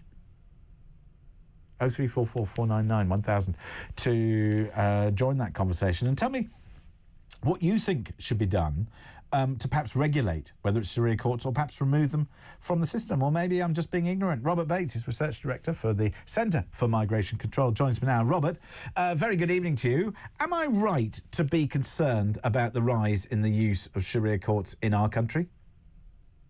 I think you're absolutely right, James. I think you hit the nail on the head there. Let's be perfectly clear about what these revelations show. They show that the multicultural dream that we've been sold over the last 15 years, that everyone that came into the country, regardless of religion, regardless of race, regardless of sexual orientation, would be equal under the one rule of law, democracy, and a combined set of values, is completely fractured here. What we're now seeing is, as a result of mass migration and the huge numbers that have entered from certain communities, and the huge numbers of people that have been setting up shop in the UK, we now have parallel judicial systems operating in the United Kingdom, and that simply isn't how it should be working. We should have every single person that is coming to the UK should be subscribing, entirely to our way of life. They should not be bringing with them cultural processes such as these that really fly in the face of what it is to be British. I think a lot of the... But how do you make sure that within a society that you don't take that to the nth degree? So, for example, if somebody is of a different religion, I would like them to be able to celebrate, enjoy their culture, their traditions, whatever it may be, up to an extent. But I'm assuming that what we have to do is that those cultural activities can sit very happily alongside British cultural activities. So, for example, if you celebrate Hanukkah, or if you celebrate Diwali, or whatever, festivals you wish to celebrate, you can do all of that, but it has to be under the single rule of law. Well, exactly. And look, if you're coming to the United Kingdom, or you're set up in a community that has arrived in the United Kingdom, you are agreeing to some extent to circumnavigate some of the cultural norms that you might have conducted in your country of origin. You're coming to the United Kingdom, you're agreeing to abide by our values, our ways of life, our ways of doing things. You can't be going about setting up parallel systems that really are an affront and fly in the face of how we do things in this country. And you look at some of the facts that have come out in this Times piece. So 100,000 Islamic marriages that have taken place largely outside of the rule of law, are largely outside of the scope of the British legal system. You have the fact that Muslim men are able to marry up to 4 wives and can get a divorce. I find that absolutely extraordinary. Why is it that this has taken place? Is it because we as a nation, or our government as, enforcers, if you like, of the law, have not been prepared to take action because they don't want to be accused of being, whether it's racist or culturally insensitive? I think it is. I think we've been too much of a soft touch when it comes to asserting what we actually stand for Britishness. Britishness and British values have been under attack for a very long period of time now, arguably as far back as the Blair years. But what is Britishness then? Well, I mean, we can go into that. There's a whole sense of what British identity is, and arguably there's an argument that it's one that's steeped in the history and the cultural recognition of those that have gone before. But given that we've been told that time and time again over the last 15, 20 years that Britishness is effectively these civic processes, the rule of law, it's it's respect for democracy, it's participation, it's free speech. You see, if one's too draconian about it, then, for example, somebody like myself, who I was born in this country, my parents were born in this country, and actually my grandparents were born in this country, but their parents were not. My grandfather was the first one of his family to be born in this country. So if you go back long enough, then many of us have come from elsewhere. And therefore, I wouldn't necessarily say, I would say that, whilst you might have your indigenous population, very important, you have the nation's history, also very important, and culture and cultural values. But also one of those cultural values has been the rule of law. And to my mind, one of the things that many people who have come to this country from places around the world, they've highlighted and said how important it is the rule of law. And to my mind, the Sharia law process flies in the face of that. And so if you're too nebulous about what you talk about when it comes to British values, you don't actually deal with the root cause of the problem.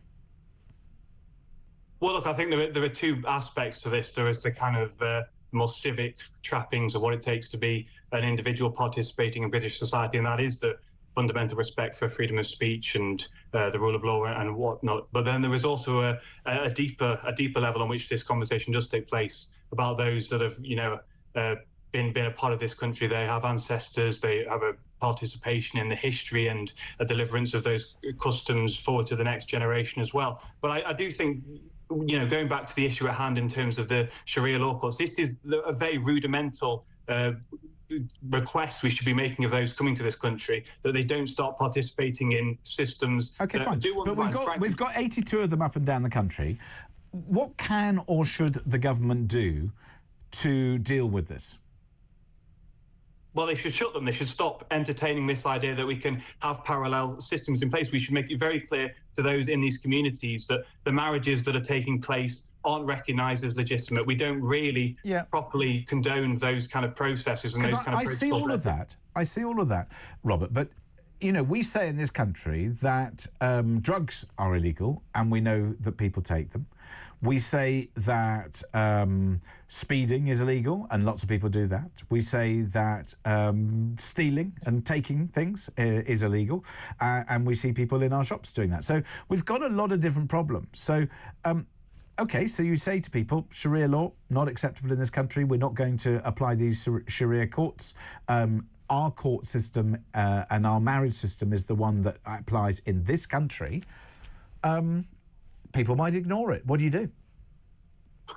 Yeah, well, unfortunately, that does seem to be the situation we're in with a lot of law and order in this country at the moment. As you say, things seem to be fraying around the edges. But we need to, at least at the very start, set out the theoretical, philosophical position that we don't condone. Is at the moment the government seems to, and the state in its entirety seems to be too lily-livered around this issue and doesn't seem to be actually prepared to put out the position that we don't really condone this behaviour in any way, shape or form and that they shouldn't be allowed to take place. Yeah, but you see, here's the thing. I think you would probably find that politicians would say, oh, no, the rule of law and marriage and blah, blah, blah. And they'd say, probably quite clearly, exactly what you set out. Unless you have a policy and action to deal with it, it's not going to change. So the question is, what action can and do the government take, or should they take, in order to shut these courts down? Well, look, I think you'd have to go to the community elders, and I'm not a public policy expert on how you actually go about implementing this, but I think what you would be a good place to start would be to go to where these proceedings are taking place and to engage with those that are participating in these courts, those females that undoubtedly are being really, really hard done by these processes. You'd have to talk to those people that are heading up these communities and say to them, this can't go on. We can't be having this in this country anymore. Right.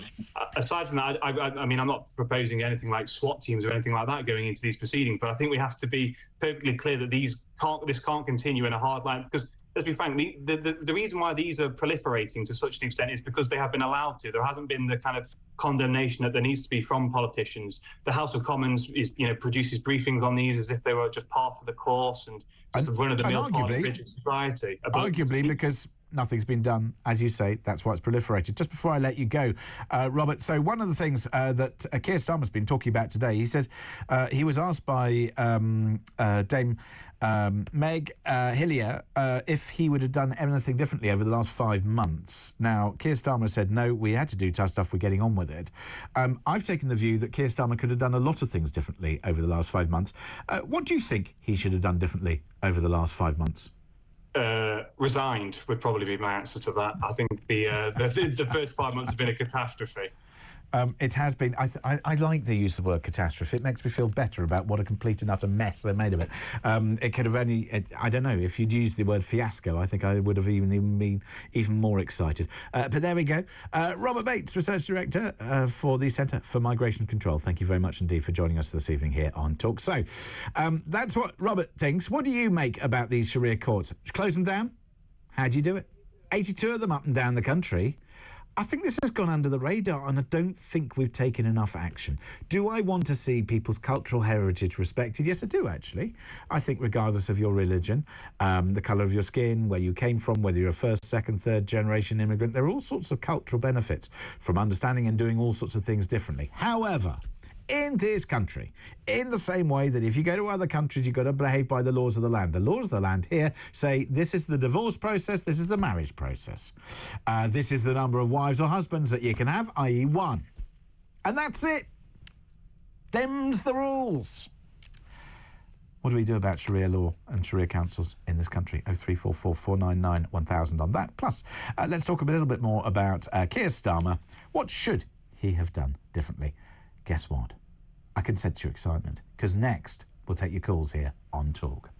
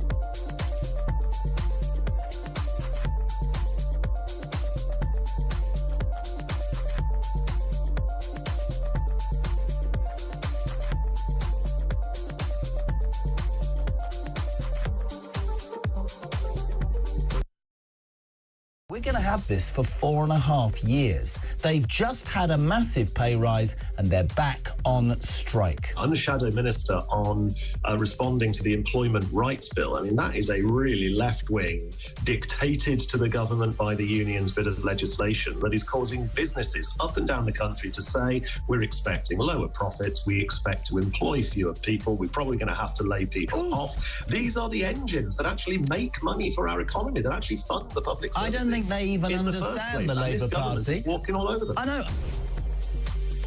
Border control is a physical thing that a country needs to do at its borders. And we're not alone. The United States can't control it.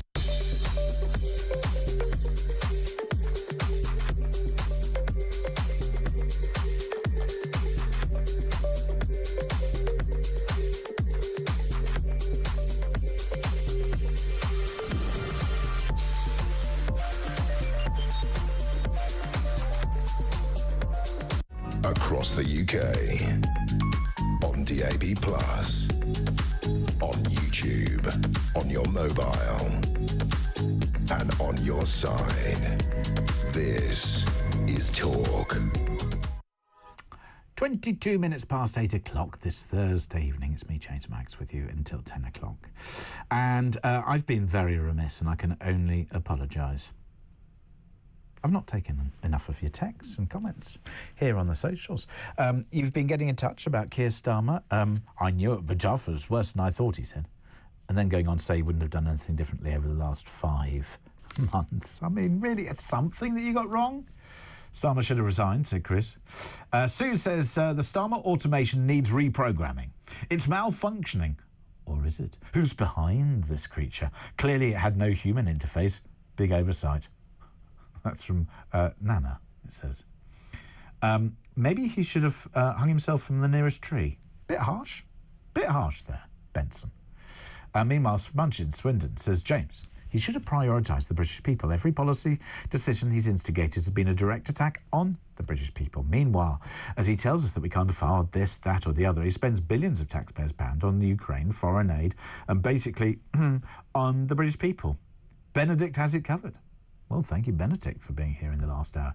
Hi, says Simon. You need to understand that Keir is an automation remotely controlled by a 19-year-old Marxist from his bedroom. Benedict, we buy power from France, says this one. Meanwhile, it's arrogance at its best, says Jeanette, when Starmer sits there and says basically that he's done everything right. He actually believes that. I felt incredulous as he continued not to answer it, even if the chair repeated it 3 or 4 times at the question. Such a plonker, I thought, says Jan in Newcastle. Please talk about how the grid works. I've got no idea. How do you... What do I know about how the grid works? All I know is I plug my stuff in and I turn the thing on and I want the power. Thank you. I'm not a grid expert. I'm not an expert on many things. Starmer, stating that he wouldn't change anything so far, not only highlights his total arrogance, but his total failure to read the room. He's a megalomaniac who has spent the last 6 months with his snout in the trough, whilst flying around the world as if he's president. He is not. He's a malicious little man who has implemented policies of envy and not fit for governance. Starmer lies like a cheap rug and deceives the electorate like a cheap rug. Oh, Lorraine, you've hit it out the park with that one. I will come back to some more of your comments on the socials in a moment. 87222, send your text starting with the word talk, or you can send an X to @talktv. You can send a WhatsApp message if you like to 0344 499 1000, and you can use that number to telephone me, which is exactly what Jay has done. Jay is in Essex. Hello, Jay. Oh, hi, James. Hi. There's no 3 lines into the building. It's gone crackers. So thank you for calling. Surprised. Well, Keir Starmer is absolutely dangerous for this country. One thing I wanted to say that I haven't heard any other presenters mention. Petrie the other night said there's a white paper or something in the pipeline from the Labour government that because of the backlog in the criminal justice system, they're talking about setting up separate courts that do not have a jury. Yes, so what they've talked about is removing certain situations in which a jury is required and having certain situations which will be just heard by either judges or lawyers. And I don't know the full details as to how concerned I am about it, because I do think that our court system is incredibly wasteful in terms of how it operates. And whilst I want to see fair justice and people have access to it, I do think that sometimes we allow cases to come to court that frankly should never reach it.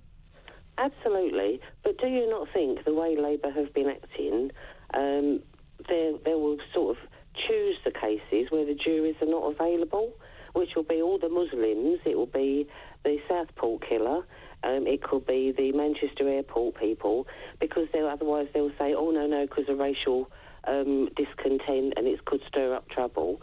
You know, everything Keir Starmer does is against the British people and democracy. Well, I think that's dangerous. Yes, that's your view. I mean, I think he would argue that that's not the case.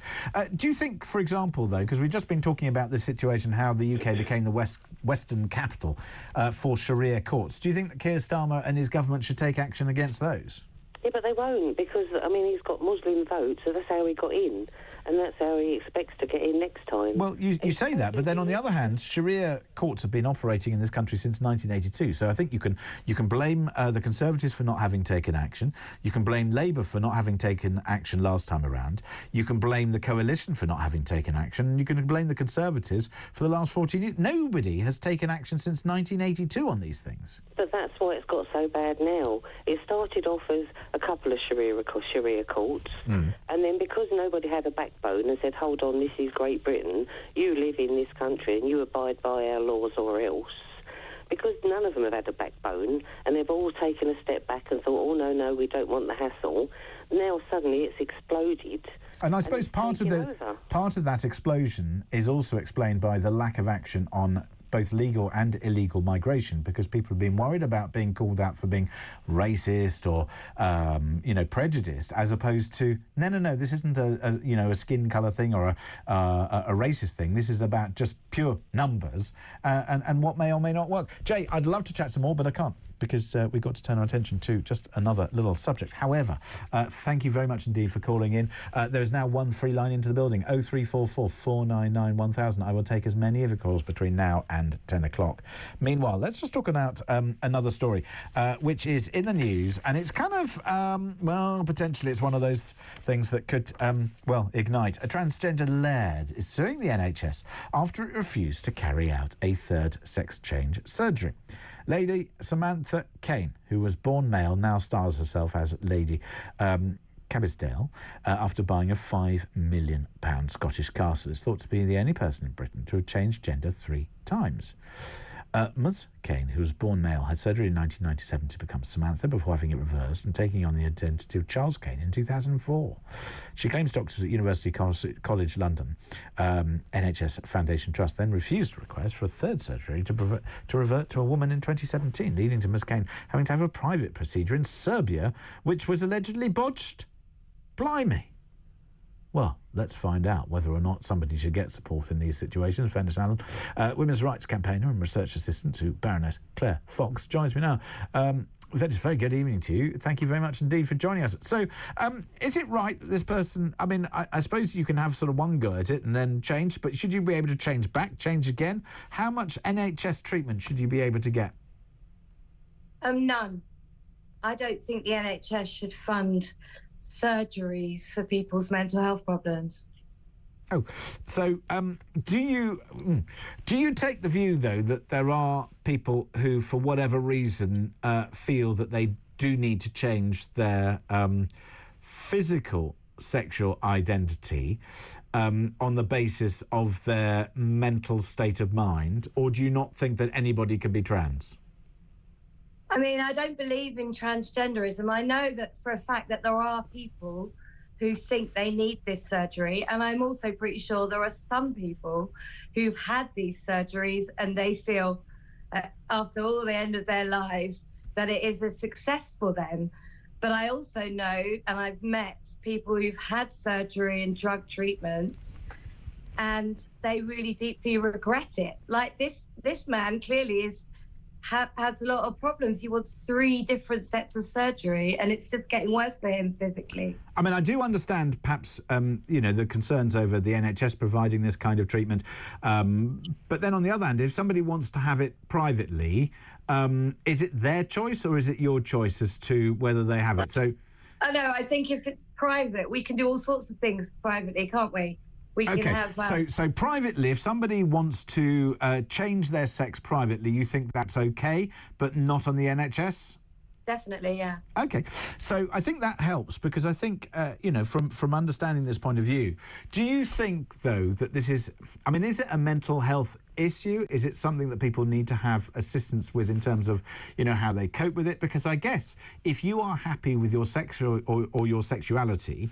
Not sexuality, gender identity. Yeah. Yes, no, I understand that. But I mean, a lot of people sort of mix all these various things together and they assume... So, okay, so you would say that gender identity, you're either physically male, physically female, and there's no way that you could be or possibly wish to change? Well, you can obviously wish what you like.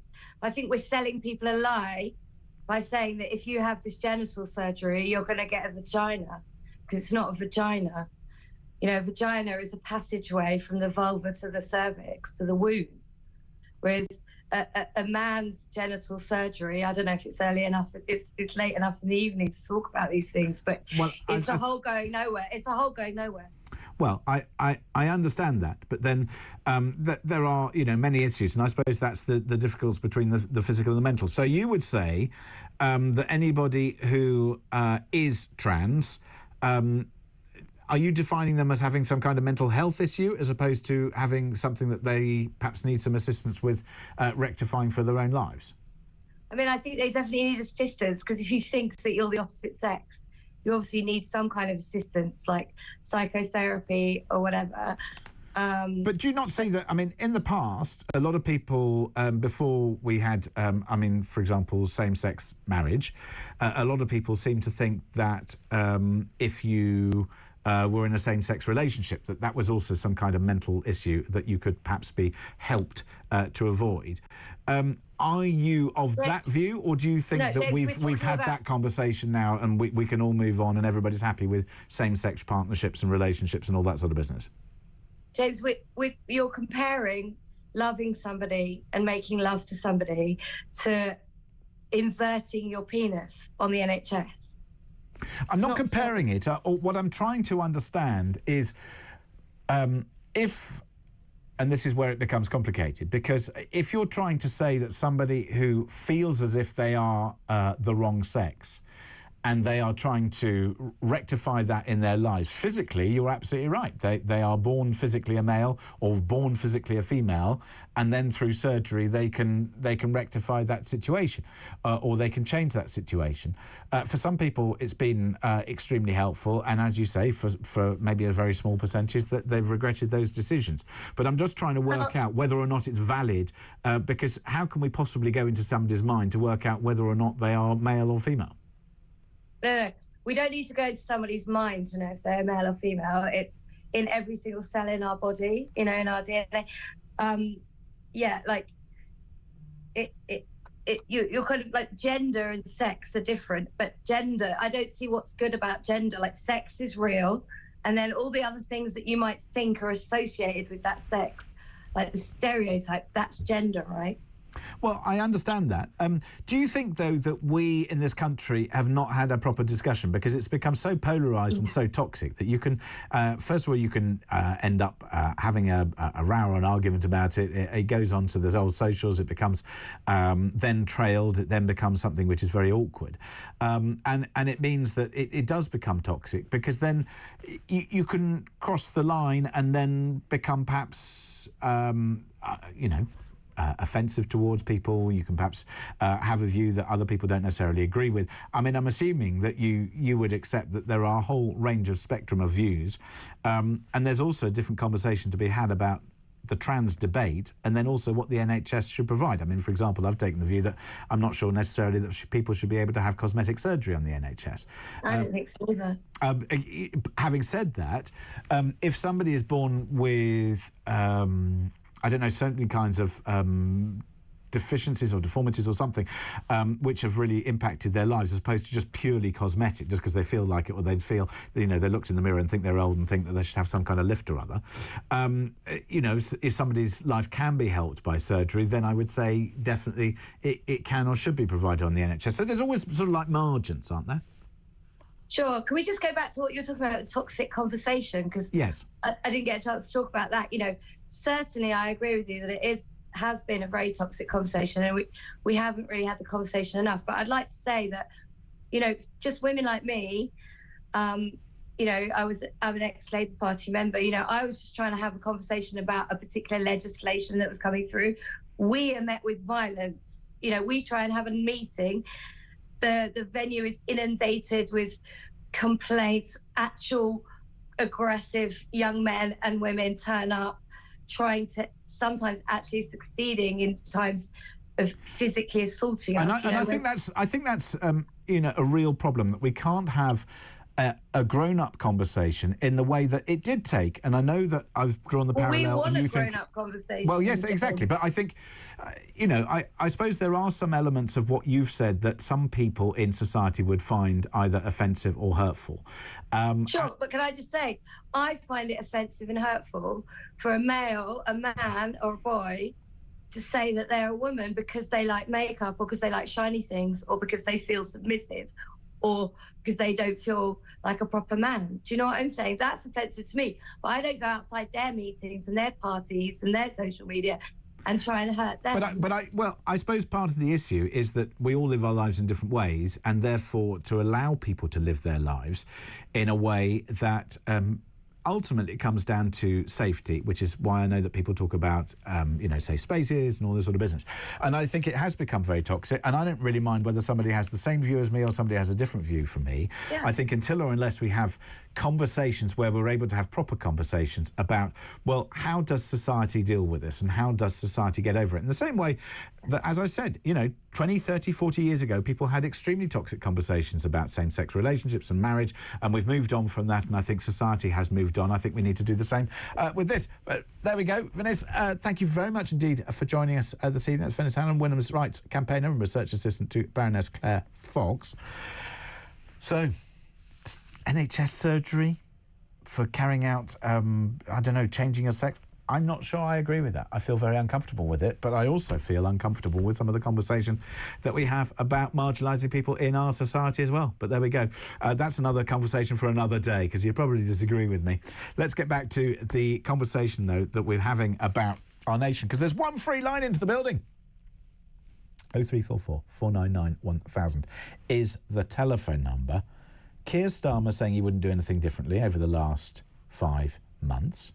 Well, what should he have done differently? Plus, I'm asking you about that very difficult subject of those Sharia councils and courts up and down the country, arriving in 1982, proliferating since, and nobody seems to be prepared to tackle them. I would say they have to be shut down.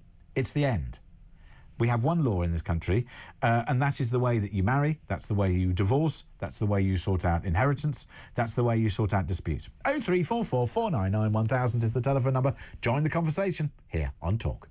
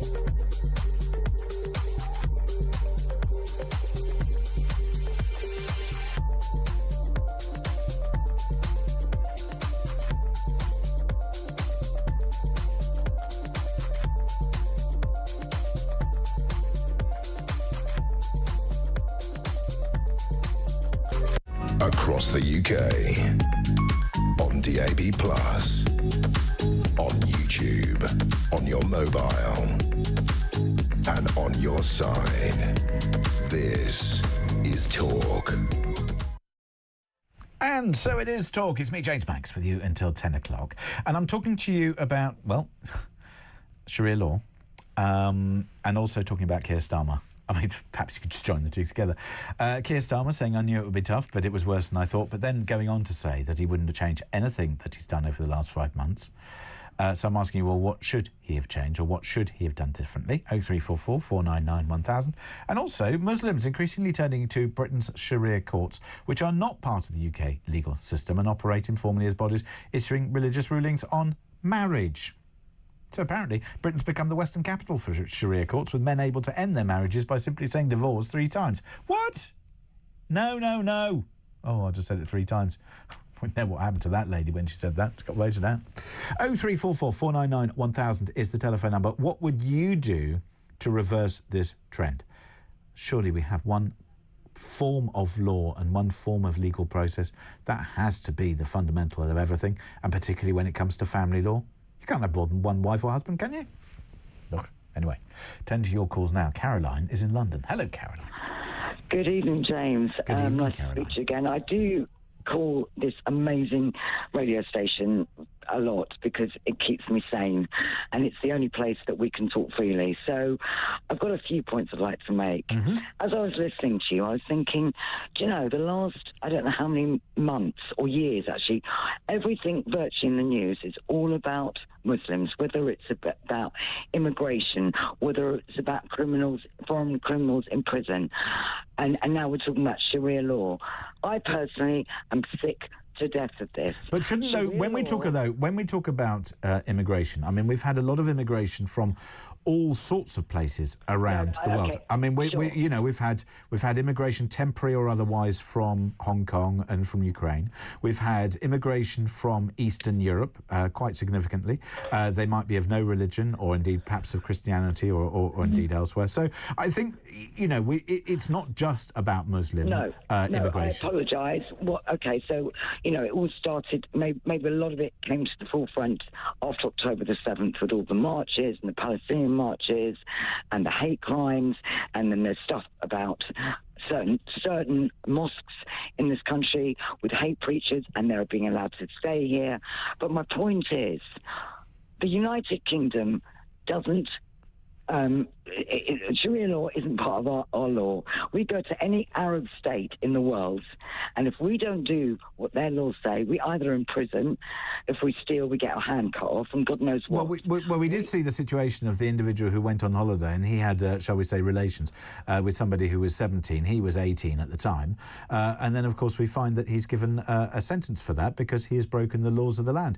And my view is, and I think if I understand correctly what you're saying, Caroline, is the laws of our land say that marriage is something which is performed in both religion and also in law, and you can't use the religious aspect to end your marriage. You have to use the legal process. Exactly. But the fact is, we are a laughingstock in the world, and we are becoming increasingly, you know, we've got our government, and I'm not just talking about Labour because I don't want to even waste my time talking about this government. But, you know, we've got a government that are full of... I thought Keir Starmer was doing so well. He's such a wonderful Prime Minister.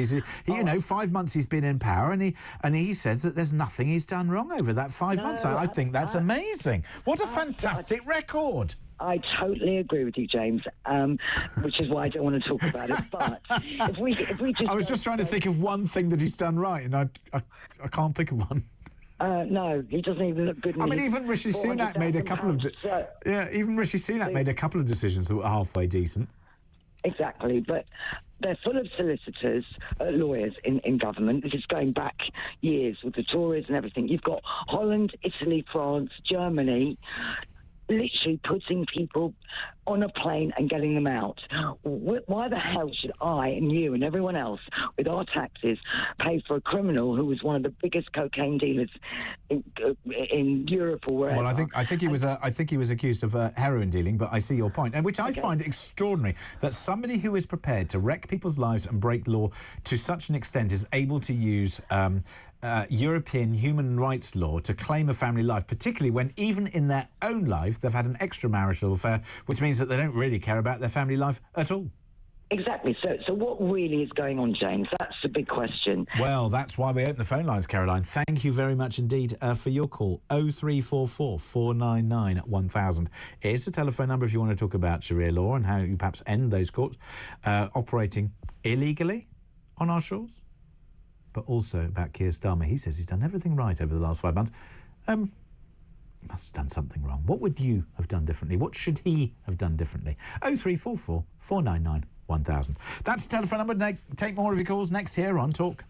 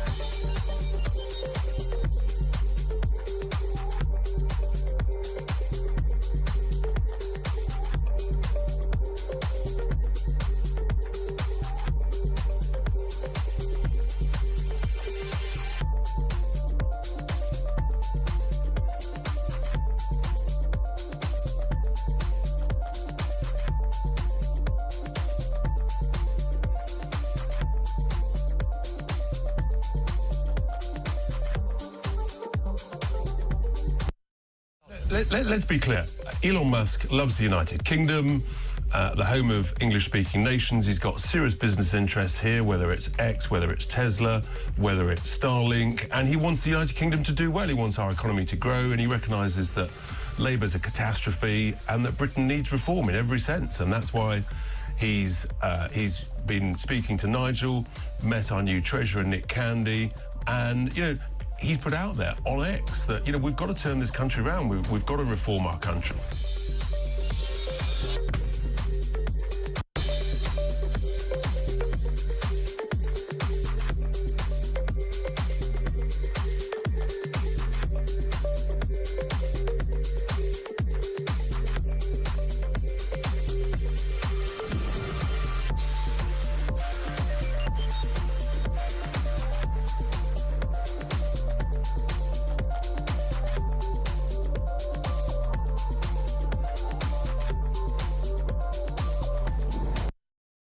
Across the UK, on DAB+, on YouTube, on your mobile, and on your side. This is Talk. It's 10 to 9 this Thursday evening. It's me, James Max, with you until 10 o'clock here on Talk. And the common sense has been flowing because we've been talking about Keir Starmer. Our Prime Minister may not have uttered common sense because he said that over the last 5 months since he was elected Prime Minister, he's taken some difficult decisions and he wouldn't do anything differently. You and I might think differently. 0344 499 1000 is the telephone number on that. And Sharia courts. UK has become the Western capital for Sharia courts. This is where things like, for example, men are able to end their marriages by saying divorce 3 times, as opposed to actually having to go through a legal process. 0344 499 1000 on that. Meanwhile, there isn't a free line into the building, so I better free one up. Oh, we are in the presence of greatness. It's Lenny from Atford. Lenny, good evening. Good evening, James. I haven't died. I'm here. I'm still here. Well, that is great news. Great news. Yes, and you know I'm going to be here next week as well. Yes, well, I'll try and give you as much support as I can, James. Well, that's very kind of you, Lenny. Meanwhile, let's get on to Keir Starmer, because you love him, don't you? Well, it shows you what a dangerous man Starmer is. Oh. And the danger he is to the country and the Labour Party. And what it is, there's nothing. The worst liar you can have is a person who lies to themselves, and he cannot believe what he has just said. I quite like the line here that came from Lorraine, where Lorraine said Starmer lies like a cheap rug. Well, no matter what you describe liar, as long as the word liar is there, it fits the job. OK, so we've got the 5 months that he's been in power. Is there anything that he could or should... I mean, if there was one thing, and I know that I read out a whole load of things that I'm sort of like annoyed about, but if there was one thing that would perhaps make the biggest difference, which is the thing that he perhaps should have done differently from the things that he's done to date? Well, I totally agree with everything you said, but the one thing he should have said, I have never known in my long life a cabinet of misfits. And there's not anyone in cabinet who is fit for purpose for the job they are doing. Not even Yvette Cooper? Oh, certainly not. Oh, dear. All right. Well, I thought not. I'd come up with the most credible one out of them. And, you know, OK, well, then, just final word to you, Lenny, on this one. And sorry to be brief, but as you'd might imagine, it's quite busy. But so what do you make of the fact that Peter Mandelson has been appointed as the UK's ambassador to the US? Well, for Labour, he is probably their perfect person. He's been in politics a long time, but whether he'll do us any good or not, we'll have to wait and see what he achieves. Well, I can imagine that he's probably going to be very good at flying across to the United States of America a lot and back at our expense. And also, I hear he's very good with a glass of fizz. Well, you know, let's give the man and see if he achieves anything. You know, that is the thing. Let's see what he achieves. Let's see what he achieves. Lenny, a real pleasure to speak to you. Thank you very much indeed for calling in. It is much appreciated. And thanks to all of you so far who've called in. 0344 499 1000 to continue that conversation. Meanwhile, let's talk about this. 5 months of travel chaos. No, I'm not talking about the 5 months since they got elected. This is looking forward. 5 months of travel chaos is going to begin on New Year's Eve after train managers voted to strike. You see what happens when you just give them an inch? They take a mile. The Rail and Maritime Transport Union, led by Mick Lynch, remember him, he said the action would take place on the West Coast mainline trains from the 31st of December, 2nd of January, and then every Sunday between January the 12th and May the 25th. Great. Avanti West Coast runs high-speed routes between London and the northwest of Scotland. Well, it certainly doesn't anymore. Let's speak to Jill Starley-Granger, travel and consumer rights journalist. Jill, good evening to you. I thought we'd settled, or the government told us that we'd settled all these train disputes. We've handed over all these pay reviews and pay rights. It seems to be not enough. I think what they have settled is some of them. But the train managers, they're the people who are on the trains. They're responsible for passenger safety, and they will also come around and take tickets as well. They're not being offered the same amount of money to work on the rest days as their senior managers were offered, and I think that's where the conflict has come in. So they're offered, just to pick up, so the union members, they've rejected Avanti's latest offer, which reportedly include payments of £250 for working on a rest day during the week and £300 for weekends. So is that on top of what they would normally get? Yes, but they don't get anything for those days because it's a rest day, so it's their day off. So they're coming in, and so obviously they should be paid something because they'll be working. Yes. So currently they will be offered £250. I think it's up to £300 if it's a weekend. But their argument is that senior managers who have been covering this are earning more than them for doing the exact same role. I'm not saying who is in the right or who's in the wrong, but I believe the senior managers are the issue that has already been resolved, and now they're trying to resolve this, the train manager. For the love of God, we've got no money. The government keep telling us that we've got no money. The government keep telling us that we've got to pay more for our tickets. We've got to pay more in tax. We've got to pay more for pretty much absolutely everything. We've got to wait longer for stuff to be done. And meanwhile, we've got these bunch of muppets coming out with their begging bowls and holding us all to ransom. I mean, this is appalling behaviour. I'm assuming that the government have made this worse because they handed over all this money before. I think probably the part of the problem stems from the culture at Avanti West, and they were given the contract in October 2023. And the problem with that is it's a 9-year contract that they were given. Now, after 3 years, that could be taken away from them, but right now we're stuck with them for 3 years. So really, I think there's a problem there that they aren't actually communicating and handling these situations very well. That's okay, the well, impression we know that the very senior management of any of these companies who have won these franchises will be happily paying themselves large sums of money and indeed big bonuses. So there's that. But then, of course, do you think, though, that the unions have got a spring in their step on the basis that they've been victorious with other pay disputes and battles, and they know they're members, if you like. A turnout of 82.9%, 400 members of the RMT voted against the deal by a margin of 83% to 17%. So they are supporting the union because they know how successful that union's been elsewhere. I really honestly can't speak about that. All I can say is that that this does seem to be a continuing problem with Avanti West and some of the other train companies who maybe aren't actually thinking things through with how they're making these offers. I can understand the argument for why should a senior manager covering the exact same thing, doing the exact same roles, be paid more. So I do understand that, and I feel like Avanti should have gotten on top of that long ago. So the blame lies partly perhaps with the management there, but for anybody caught up in this, I mean, 5 months of travel chaos is going to be really quite difficult to manage. I'm assuming that, frankly, that you've just got to make alternative plans, take a bus, take a train another day, don't go up on these days, because frankly, trying to travel on these Sundays, disaster. People work on these Sundays. It's not like everybody's like, oh, it's a rest day. Well, it's not a rest day. So, I mean, the government or somebody needs to do something about it. Absolutely. This is going to have huge impacts. All the hospital workers, people who rely on these trains to get around, it's really a big problem every Sunday for, what, four months?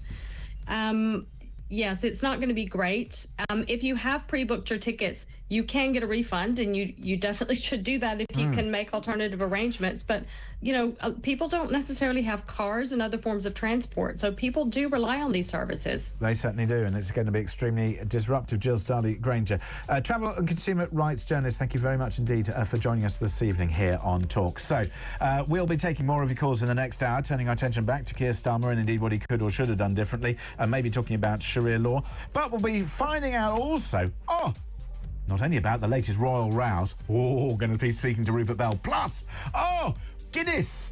Why is there less of it about?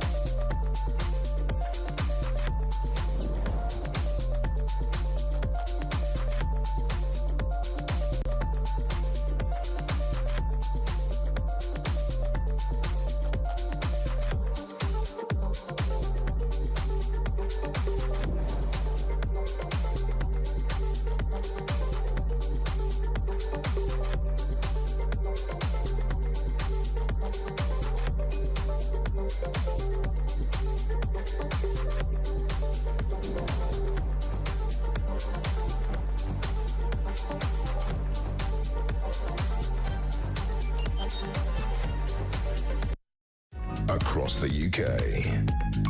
On DAB+. On YouTube. On your mobile. And on your side. This is Talk.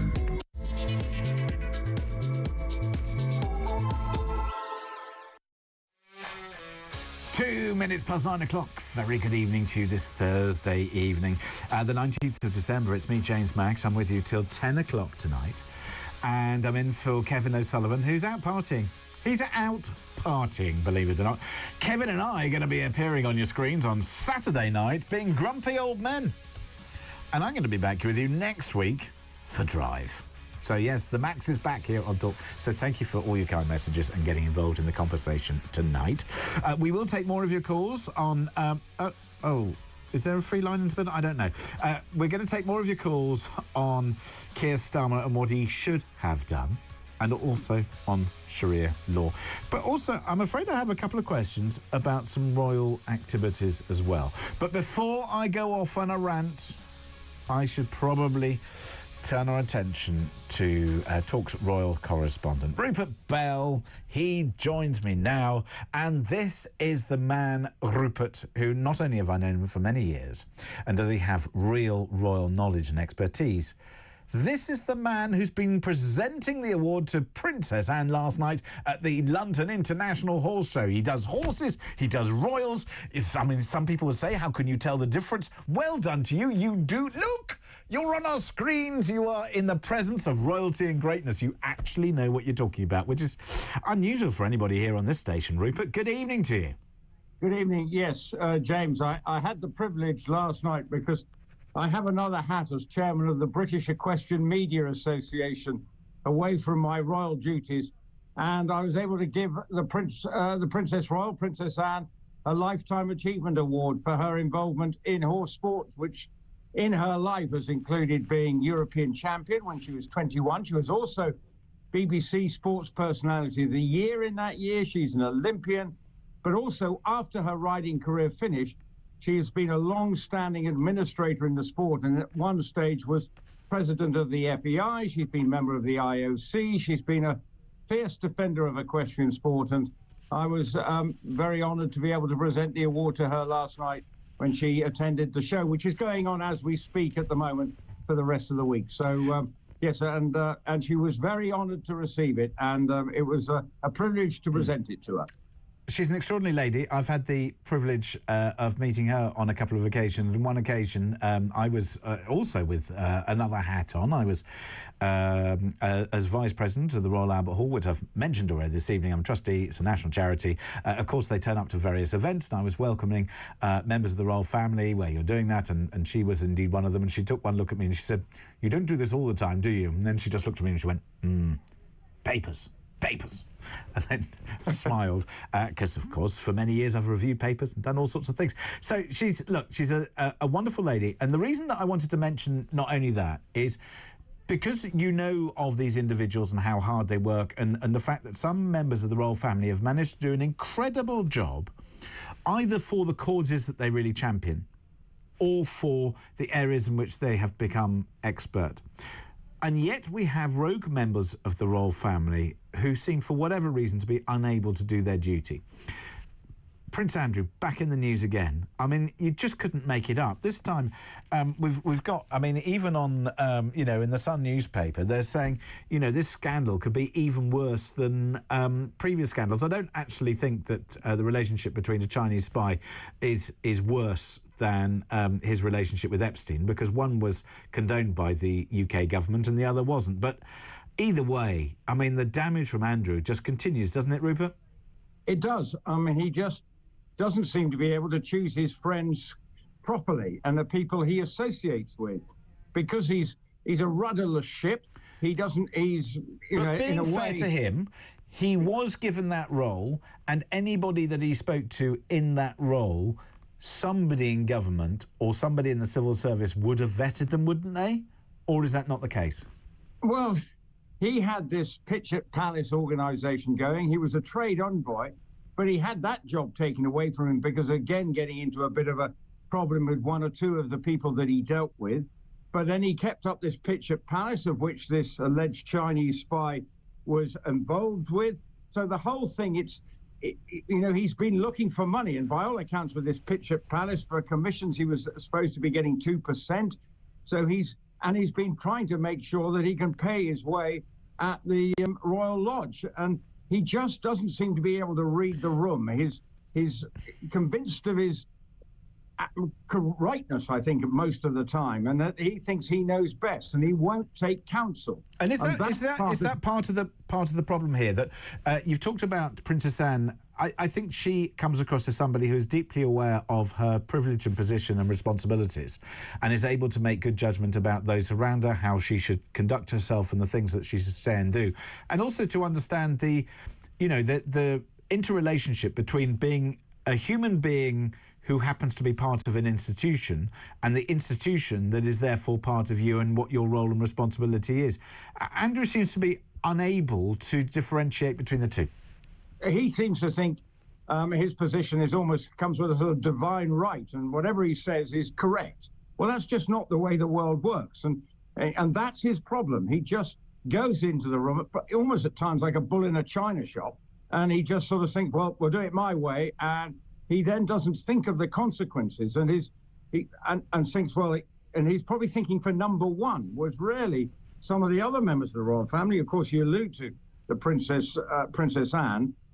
They know that they've got a bigger picture, and the bigger picture is to make sure the royal family is seen in a positive light. And yet he's throughout his life has got himself into difficult situations, most notoriously, as you say, with Jeffrey Epstein. Now, he supposedly $10 million or pounds was paid to sort of keep that out of all court, and it was sort of washed away. But, and of course, he's not been found guilty of anything, but by association. And its problem is it's by association of his friends. And if you look through his career, there have been long-standing problems with the people that he's been dealing with on a professional level. And I think part of that, I suppose, am I right in saying that has all come from, and it stemmed from the fact that if you are not in direct line to the throne, you might be and find peace and happiness with the role that you have, or you might alternatively perhaps get wishes above your station. I think that it's because you don't have control or the same control over finances or as much money as your sibling who is in pole position. It means that you perhaps get jealous and you see the opportunity to use your position to get hold of money, to get hold of access, to use that access to give you a life that perhaps you shouldn't necessarily have. Well, let's be honest, that applies to two members of the royal family. You could have been talking about the one living in America by saying exactly what you said in that last bit from you. Well, far be it from me to be a man of insight. But then let's talk about what happens. So pre-Christmas, normally the royal family gets together and they have presumably a Christmas lunch. It's not just a family affair, from what I understand. There's an element of sort of like celebration, bringing people together, the closest people who are part of the royal family. So it's not like the family gathering that takes place at Sandringham, but it is kind of an event. It would appear as if that sort of invite list is falling apart a little bit. So Andrew's been persuaded not to go, and it sounds like Kate and Wills are skipping that as well. Why are they missing it? Well, they've gone off to Norfolk with their family. And presumably, because the school holidays have begun for private schools, so they've upped sticks and atom up to Norfolk. And that's where, obviously, we saw they spent the summer holidays, and they've gone there ahead of time. And I suppose all the family will be getting together. They're saying there's going to be over 40 people sitting down for hopefully a well-cooked turkey on whether it's Christmas Eve or on Christmas Day. So they've gone early. Obviously, Andrew and Sarah aren't there. One or two other members are not there. But it is a big family gathering, as you say. Around about 70 people attend. So I mean, I suppose if you've had the year that Kate and Wills have had, to be fair, I think they probably deserve a little bit of peace and quiet, Kate particularly, and perhaps that's the reason for that. But I'm assuming that, given that this has taken place, what is the likelihood that Andrew will turn up at Sandringham on Christmas Day for that walk to the church? I'm assuming he won't be doing that this year. Well, by all accounts, Sarah has persuaded him not to go, and by all accounts will stay at the Royal Lodge. It's going to be a lonely affair unless he maybe sneaks and goes and stays with his daughter and son-in-law somewhere, one of them. And Sarah's, by all accounts, his ex-wife, who, of course, lives in Royal Lodge, has supposedly, according to the king, has helped sort of be a bit of a broker to persuade him not to come, because they don't want, because whatever happens in that walk, if Andrew's there, it will be the main talking point. And they are very mindful of trying to avoid sort of the headlines being the wrong sort. Now, given the year they've had, and if maybe the focus will be on the King, maybe the Princess of Wales as well, if she does the walk, because if we remember, 12 months ago, the last time we saw her in a sort of, when we thought she was well, was at Christmas in that walk. It was only a few weeks later that, of course, it was revealed that not only she, but the King was suffering from different variations of cancer. Well, exactly. And of course, at this time of year, one's certainly hoping and wishing that they are not only well, but recovered. And, you know, having seen the King out and about on various occasions, whilst he is, you know, carrying on with his job, I think he is looking perhaps a little tired and worn, and one would hope time for rest and recuperation. But meanwhile, the Queen, I mean, this is quite unusual, is it not? So she was spotted during the week going out shopping. I mean, everybody likes a little bit of shopping, and we all know, and indeed I've had the pleasure of meeting the Queen at a number of occasions, prior to her being Queen, I might add, at a certain shop called Fortnum & Mason.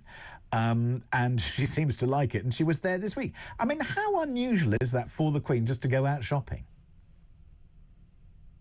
Well, I think probably for her, it's probably not, because, you know, she probably just, she's a no fuss bother type of woman and says, right, I want to go out Christmas shopping.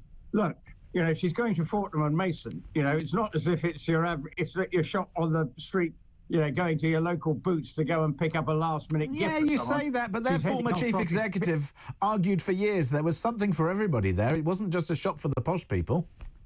Well, I've wandered around there. You can get lots of, you can buy lots of tea leaves, but I don't know anyone now who serves up real tea, but in beautiful jars and things. But well, maybe you do, James. I do, actually.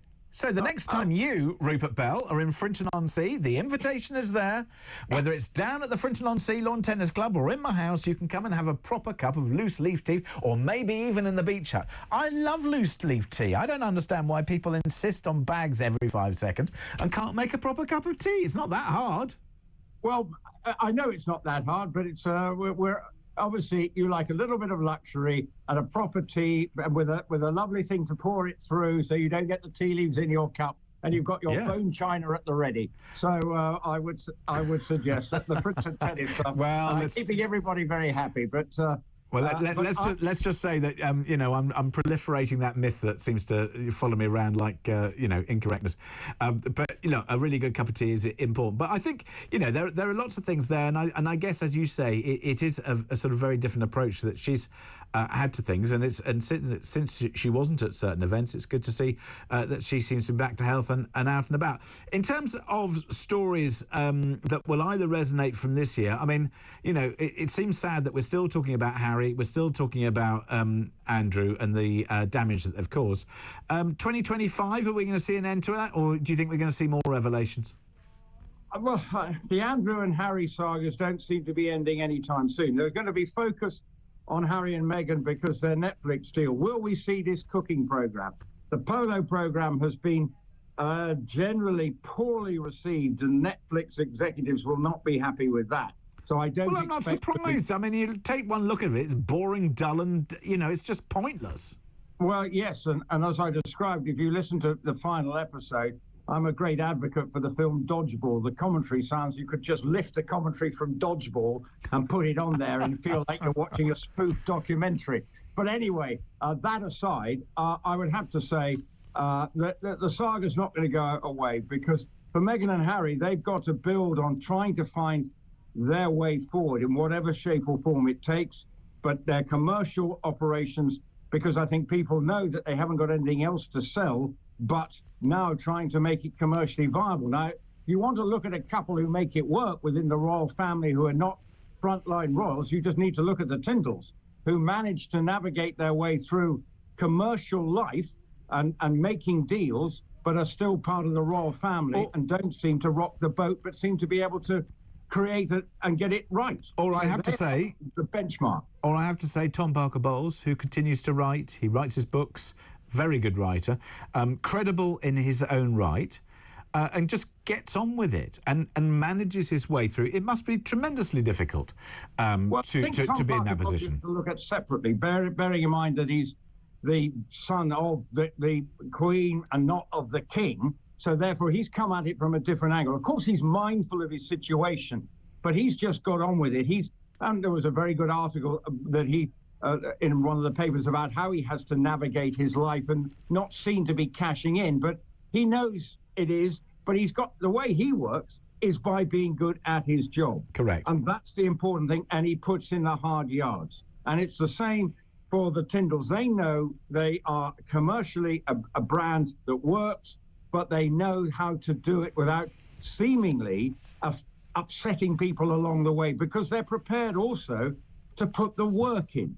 Right, just finally to you, Rupert, because we're almost out of time. Just finally to you, in terms of the Andrew thing, if you were giving some advice on how to sort of stub it out, you know, the story and the gift that keeps on giving, what would you do with a troublesome Andrew? If I was, well, I'd never want to be Andrew, but the advice I would give him, get out of Royal Lodge, downsize, regroup, and just look as if you're a human being for a change, rather than stuck in your ivory tower and convinced by your own rightness. Well, then there we go. That said it very clearly. Rupert Bell, Talk's royal correspondent. Thank you very much indeed for bringing us up to date on all of that royal snub. Now, we're going to be finding out about Guinness and why it's running out, so they say, and who's the cause of that. Plus, 2 free lines into the building. Quick, grab one of them. 0344 499 1000 is the telephone number. As we continue our conversation about what to do about Sharia courts dealing with Muslim marriages, or rather dissolving them and divorcing people, just by saying divorce 3 times. Really, I find it astonishing that hasn't been dealt with. Plus, Keir Starmer saying today in Parliament that he's very happy with the last 5 months and wouldn't change a thing. What would you think that he should have done differently? And, of course, you can join the conversation on anything we've been discussing tonight here on Talk. The telephone number, once again, 0344 499 1000. Your calls are next on Talk.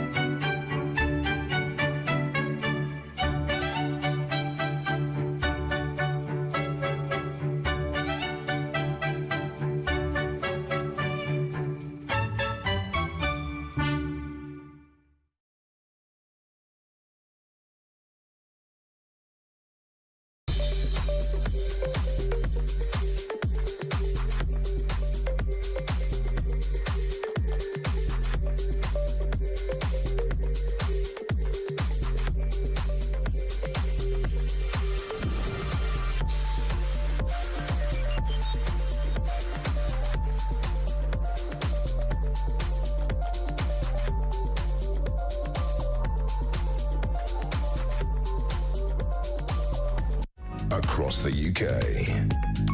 On DAB+, on YouTube, on your mobile, and on your side. This is Talk. 22 minutes past 9 o'clock. It's me, James Max, with you till 10 here. On Talk, we're talking about Keir Starmer today in Parliament. He said, wouldn't have changed anything over the last 5 months. So I'm asking you, what should he have done differently? Starmer should be cleaning toilets, says Janet. Well done, you. 87222 if you want to send a text. Don't forget to start your text with the word talk. And if you want to X me, it's at talkTV. James, Reform will win the next election. They'll take millions of votes from Labour and the Red Wall seats. So they'll go to Reform. I predict more Tories will defect to them, says John in Wallington. Claire says, good evening, James. Good to see you again and a very happy Christmas. And to you. What should someone have done differently?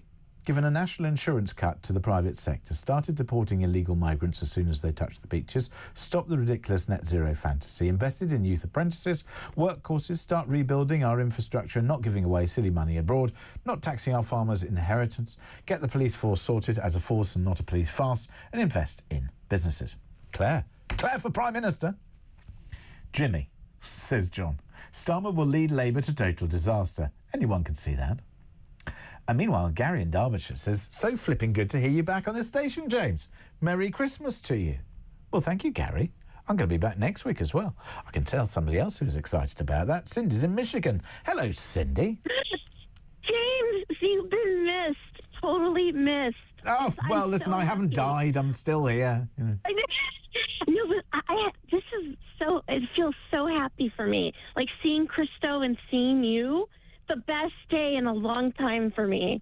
Well, so that's happy to see you. That's good news, and I'm sure there's going to be more of Christo next week, and indeed myself, as our festive schedule ramps up. But also, there's going to be some more of me with Kevin O'Sullivan and Mark Wogan, because we... really? Yeah, because we recorded a Christmas special the other day for Grumpy Old Men. Wow. Yeah, so there's going to be there's going to be everywhere. You're perfect for that one. You're perfect. Me? Grumpy?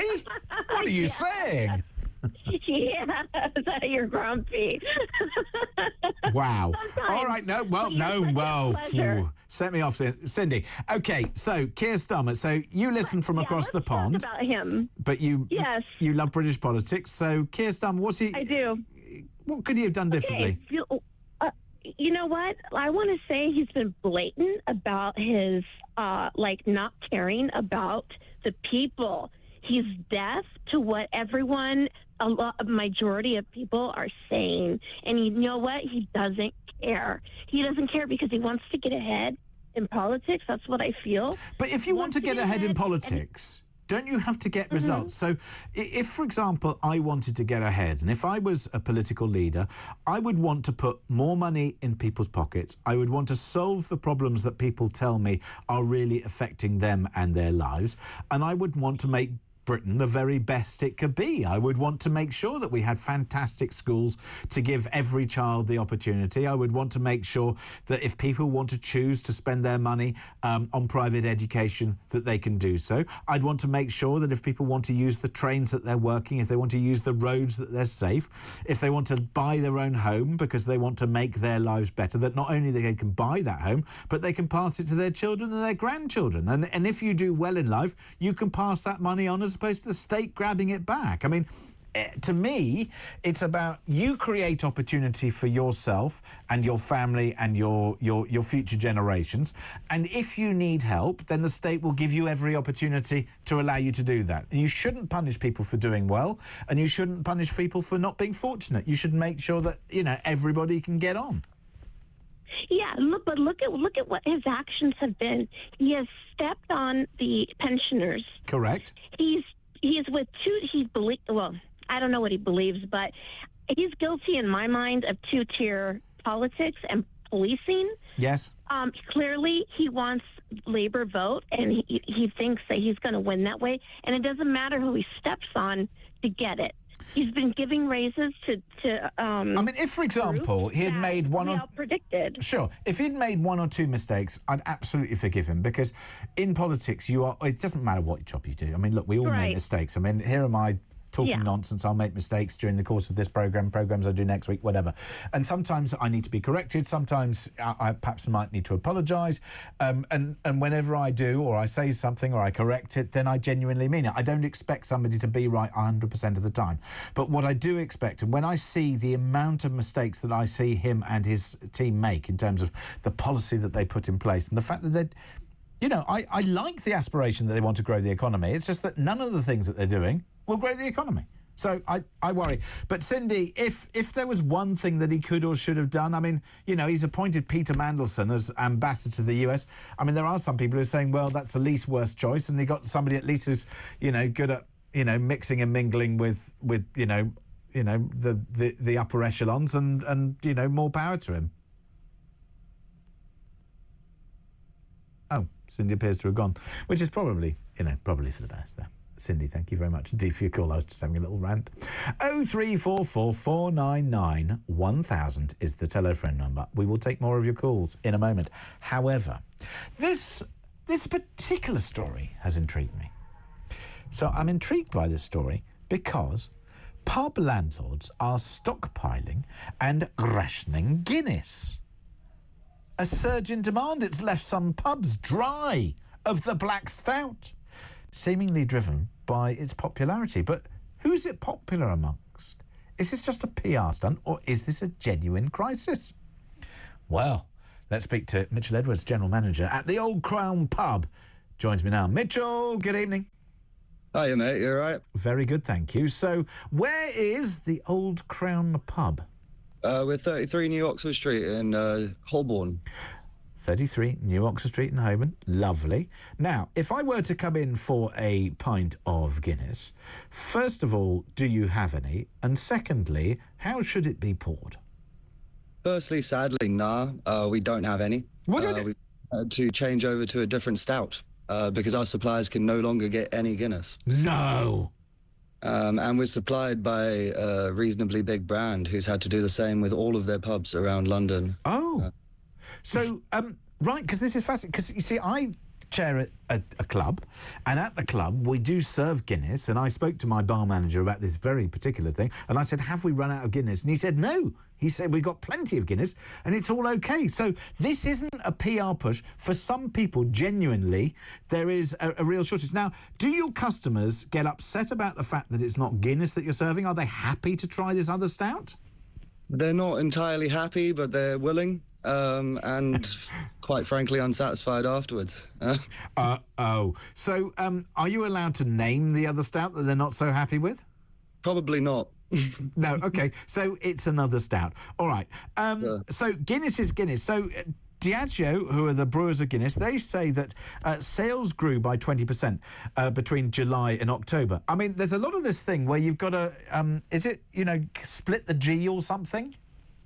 I mean, that's obviously a big part of a lot of what's been going on, but I've noticed growing it over the last year. We've been doubling in our orders probably every last 6 months. And is that and can we blame Gen Z for this explosion? Because I'm told that it's younger people and they go, oh yes, the Guinness, and a lot of people are, you know, enjoying it now. I've never really been a Guinness drinker. I just find it a little bit heavy and a little bit like, but maybe I should try some. What's the great thing about Guinness?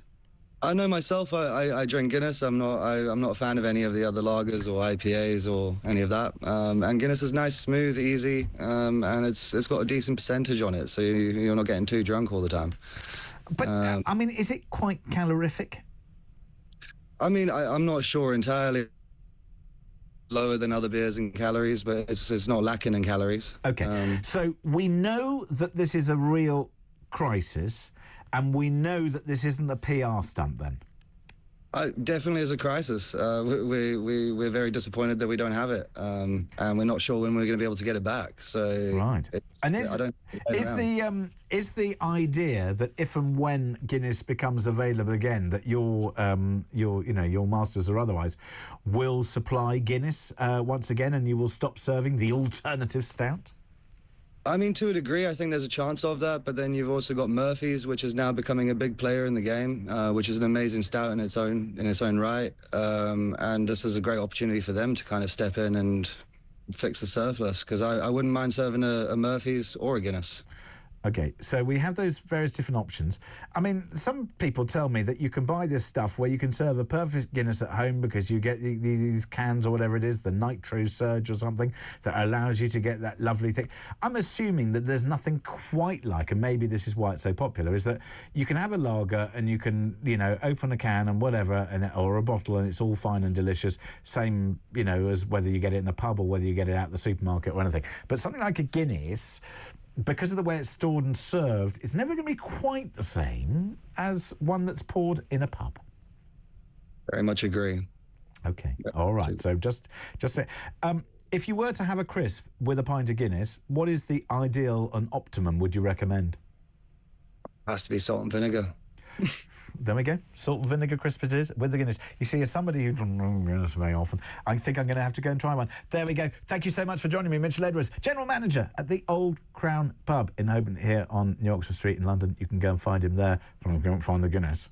I see, I'm kind of like mildly obsessed by this Guinness thing because there is a chance I'm going to be rocking along to the pub tomorrow night. I think I might have to have a Guinness and just try it and see whether I like it. I haven't had one probably for a decade, maybe longer.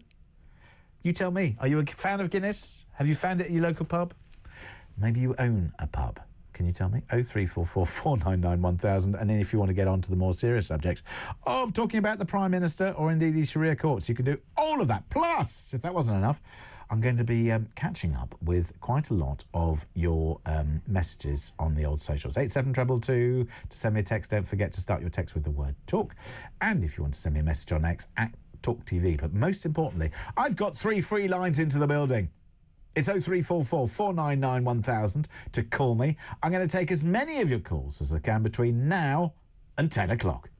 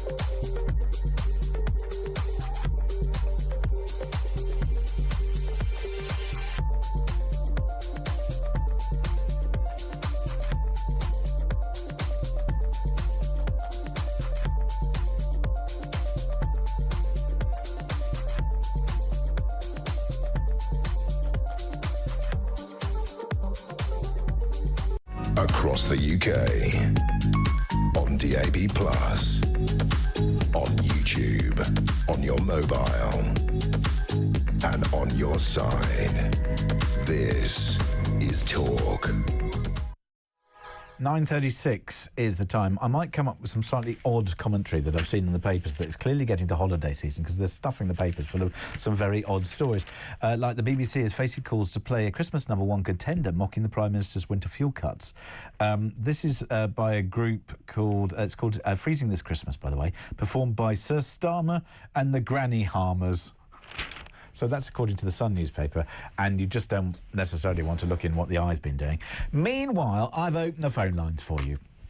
So between now and 10 o'clock, I'm going to take as many of your calls. So we've been talking about Keir Starmer. Why? Because today, in the Houses of Parliament, he was grilled by... It's kind of an end-of-session, all sort of parliamentary committee where they talk about performance over the last 5 months.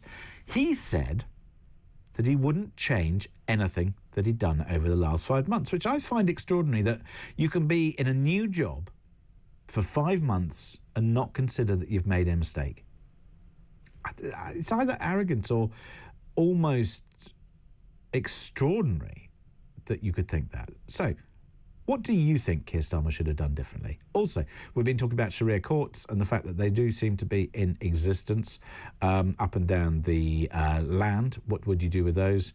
And also, we've been discussing the European Court for Human Rights as well. So, all sorts of things. You can join the conversation on any aspect. Let's go to Amy, who's in Colchester. Amy, good evening.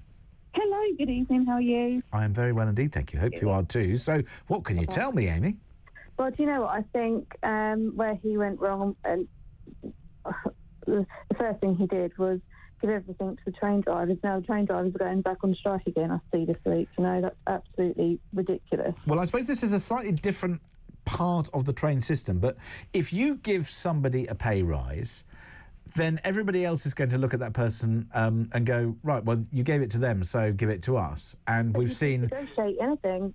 Yeah, I mean, it's just like, also, if you're... I agree with you, Amy. I mean, I think, say, for example, if somebody said to me, James, you can have a pay rise and you can have it in line with inflation. So inflation currently 2.6%. If it's 2.5% or 3%, I don't expect necessarily changes in my working conditions. But if they said, James, you know, I'm going to give you 6% because I really want you to stay, but I need you to work harder, to produce some extra results, to, you know, these are the things that you need to do. These are the extra things that you're going to have to add to your job. These are the things you're going to have to work one Saturday a month or whatever. You know, whatever it is, change the terms so that I can get some value back. OK, that justifies the pay review. None of it. Absolutely, because It's here, have a pay review. Absolutely. But I think the guy is Scrooge. That's the only way I can define him, because of what he's done to the pensioners. And Scrooge was a horrible character. But Scrooge then come about and gave back to the community, didn't he? Keir Starmer's not going to do that. He's not going to U-turn and apologise and do what he should do and say, yeah, sorry, we've got this wrong. They've got that fundamentally wrong. But what I find so extraordinary, and this is, I think, the point here, which is Keir Starmer in 5 months has done a lot of things. So whether it's the winter fuel payments or the inheritance tax on farmers or increase on national insurance for employers or not moving tax bands or encouraging building in the countryside and the green belt, you know, freeing up planning restrictions but not necessarily changing the rules on lending, not dealing with immigration, legal or illegal, not stopping the boats, two-tiered justice system, spending money on breakfast clubs before fixing education, or no money for the WASPy women despite having, you know, plenty of photo calls all the way into the election, tax on school fees. I mean, all of these things, every single one of these is an ideological policy or driven by stupidity, setting aside any of the nonsense and garbage that comes out of Ed Miliband's mouth. I mean, seriously, the man's deluded, and all of them are. And it's like, I can't think of a good decision between any of them, which is, you know, I try and at least see the positives. You've got Rachel Reeves, who's essentially the fund manager of this country. How has she still got her job? I genuinely don't understand, because if I was looking at her performance, I would, in a private company, first of all, I would have said, you weren't entirely truthful on your CV, you're out, because I'm not prepared to accept that kind of extrapolation of stuff. And secondly, I don't think you're qualified for the job. No, well, do you know what they're doing? I think it's just going to open it up to reform, because you look at the Tories, you look what they did, didn't do anything. Labour walked in. They won't. 4 years' time, people will be so. I think in this country. If Nigel Farage is able to sort out his party so that there is clarity on policy, absolutely, that there is get it right. Clarity on people within his party in terms of the belief systems, so that, you know, the people who are genuinely racist or sexist or homophobic and all that sort of stuff, because he himself, if you meet him, and I have met him on many occasions, he himself is not any of those things. If he's able to sort out his party to make sure that they are not, I think he puts himself in contention. And if he's given the money to do it... I think they're working really, really hard. They've got the most extreme vetting process in this country to get it right. And I think if they get it right, then, watch out. He could be walking into number 10. Do you think, because there was a poll during the week and somebody said it's just mischief making because they're just, which said that Nigel Farage was the most likely out of Nigel Farage, Kemi Badenoch or Keir Starmer to be the next Prime Minister of this country. Do you think that's a possibility? Yeah, I think it's right. I think he stands for normal working people in this country. I think people are really just fed up and had enough. And unfortunately, people... What would he have to do, though? Because, Keir Starmer, before he became Prime Minister, he seemed to be the answer that people... They were fed up with politics that weren't delivering. They were fed up with, he said all these things he was going to do. Because if Nigel Farage comes in and were to be that minister or that Prime Minister, he would have to deliver one or two things very quickly and very clearly. Absolutely. To demonstrate that he wasn't the same as all the others. Totally agree, and he has got to stand out. The thing is, I didn't believe Keir Starmer or the people he's got around him, to be quite honest with you. I didn't believe that Keir Starmer would be quite as bad as he's turned out to be. Oh, I envisaged it would be quite bad. I thought it'd be worse than the Tories, and I'm probably right there.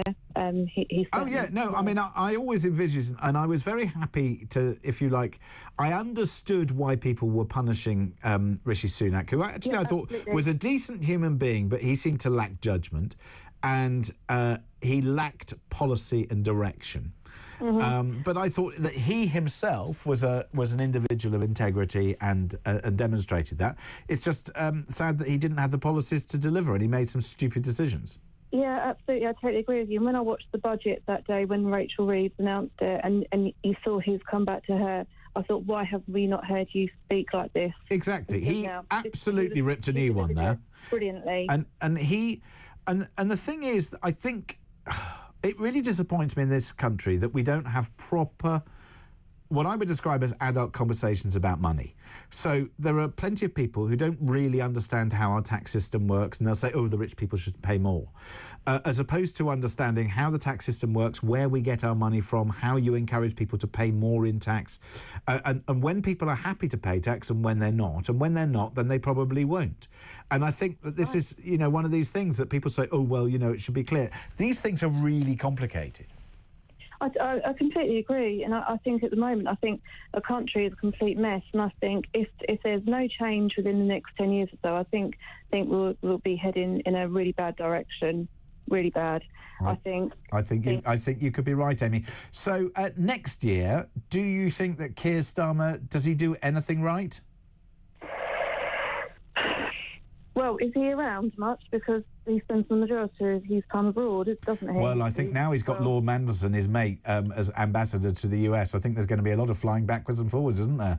I'm not convinced, but I will say one thing today. I did download the Freezing this Christmas, and hopefully the money for that will be put back into some sort of charity or organisation that will help people in need this Christmas. Well, exactly. So say all of us, as they say, Amy. And let's hope that, maybe we as individuals might have to pick up where the government left off and should be doing the job for us. Amy in Colchester, thank you very much indeed for your call. Good to chat. 0344 499 1000.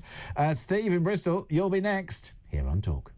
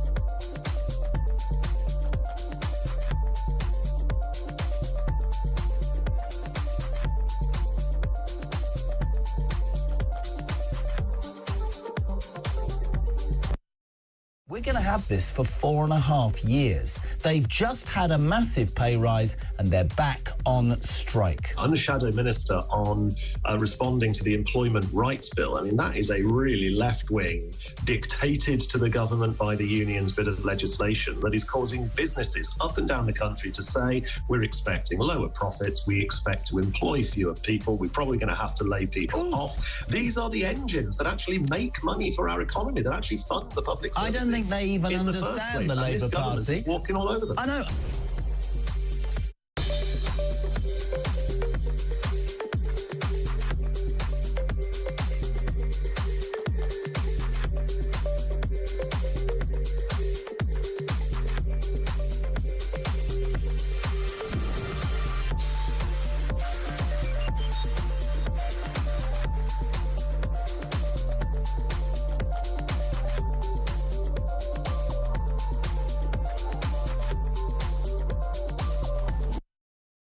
Across the UK, on DAB+, on YouTube, on your mobile, and on your side.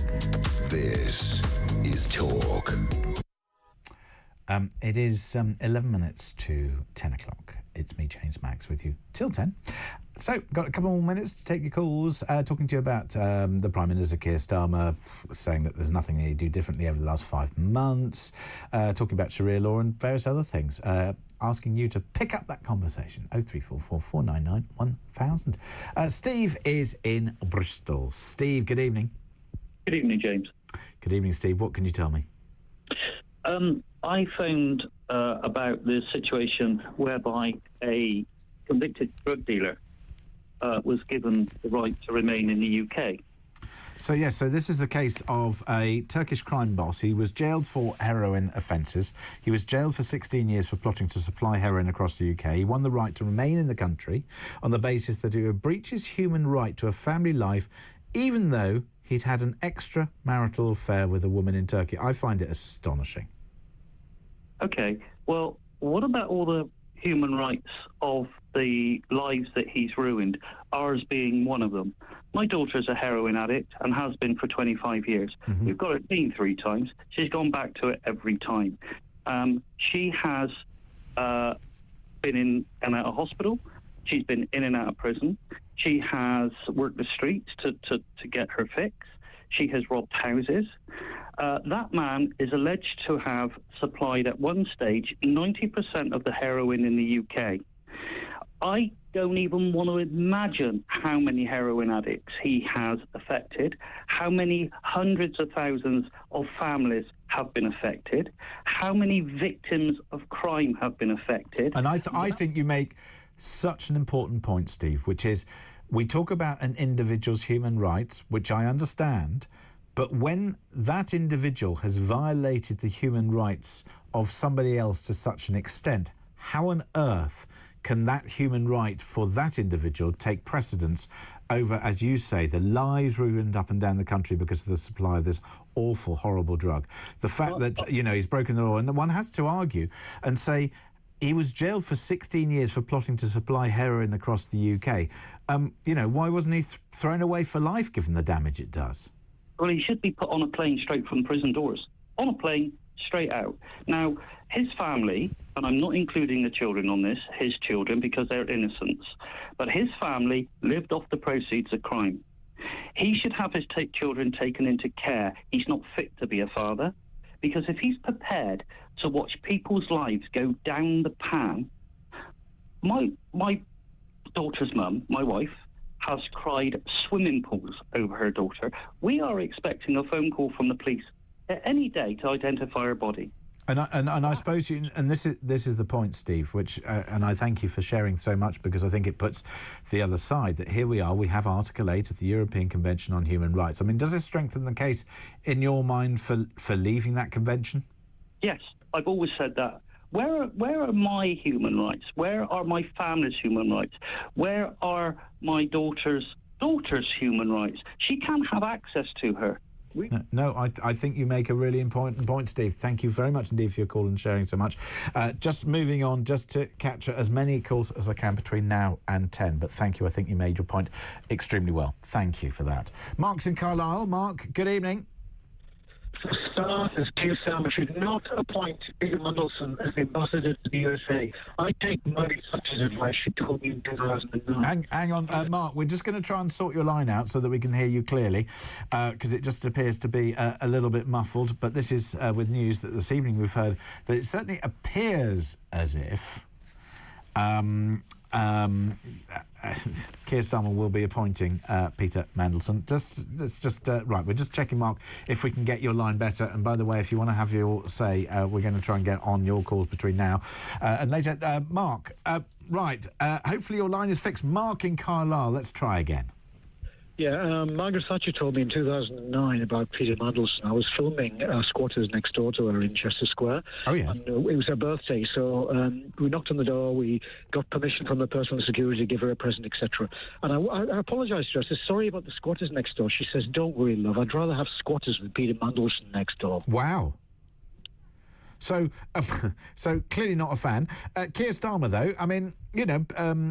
Benedict Spencer earlier was saying, well, actually, you know, he thinks it's a reasonable choice, even though he's not a Lord Mandelson fan. I mean, we are talking about somebody with a lot of government experience, somebody who's done a lot of transatlantic business, somebody who knows Tony Blair very well, and we know how popular Tony Blair is over in the States. I mean, given that this is Labour and they've got to pick one of their own, this is as good as it can get, isn't it? God help us. It's going to end in tears. Well, then that's not great, is it? Well, it probably is going to end in tears, isn't it? I mean, is there anything that Keir Starmer's done which is any good, or just no? No. Oh.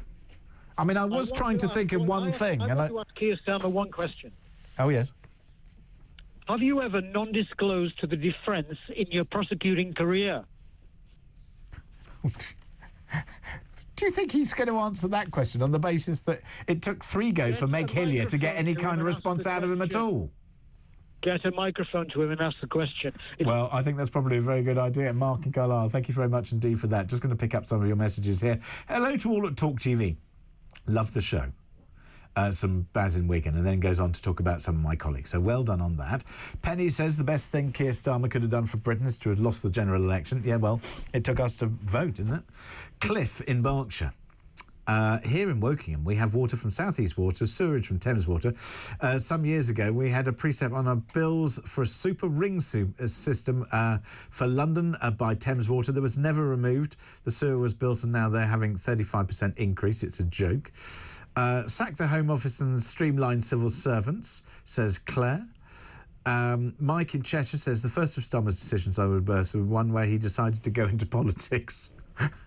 Oh my God, there are so many messages here. James, Alison says Starmer should have, I'll say, gone off to Davos. I think the area is populated mainly by Muslims who will eventually be granted devolution, like Scotland and Wales. Is that one? James, says Jim in Cranbrook, I still annoy my wife by waking up at 4:45 a.m. in preparation for your show. It's very nice to hear you at this hour. Jim in Cranbrook, well, I'm sorry about that, but that's the way it goes. After 7 years, it was enough already. But somebody who appears to have been on the station even longer, or certainly on sister station, everything, we can't get rid of him. Oh, hi! No, it's legally, they can't get rid of me. They tried a few times, yeah. But what's going on with you, man? Nice to see you. It's back, nice to be back, isn't it? Do you like having the mornings off and everything? Well, in a way, yes. It's quite nice, isn't it? Because you've got that nice beach hut, haven't you, that you... Yeah, well, I haven't been able to use that because I have to, you know, I mean, that's it's not down very the nice coast. weather, is it? Yeah. Not really, no. It's summer weather. But have you enjoyed it tonight, yeah? I have enjoyed it tonight. So much so, Ash, that next week I'm going to make an appearance on Drive. Oh, wow. What, just to celebrate this, how nice this was? Yeah, exactly. So what you're doing Drive, what, all week? Yes, apart from Christmas Day, I think. Yeah.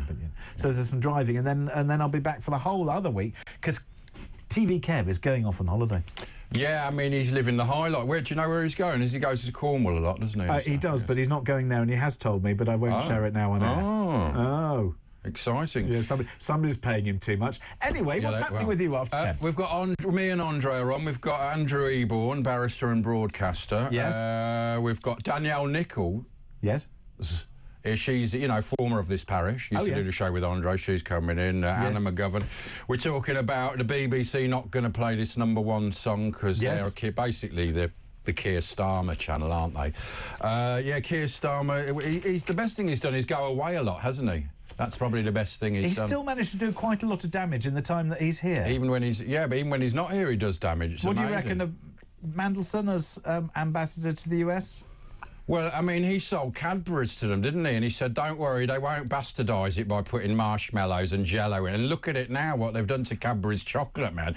And they said, you know, they wouldn't get rid of the staff, and it was all a load. So, maybe he's perfect because he's in that business world, you know what I mean? Well, I suppose Trump won't like him, though, will he? No, Trump won't. And like Farage is Trump's mate. You know, I think Farage should do it possibly, but he can't, can he? Well, no. He can't at the moment. No. We'll wait for Nigel to get all the money from Elon, and then. Well, see can't what he that just does. get? You know, they're trying to ban it. Can't he just give it to them now before they bring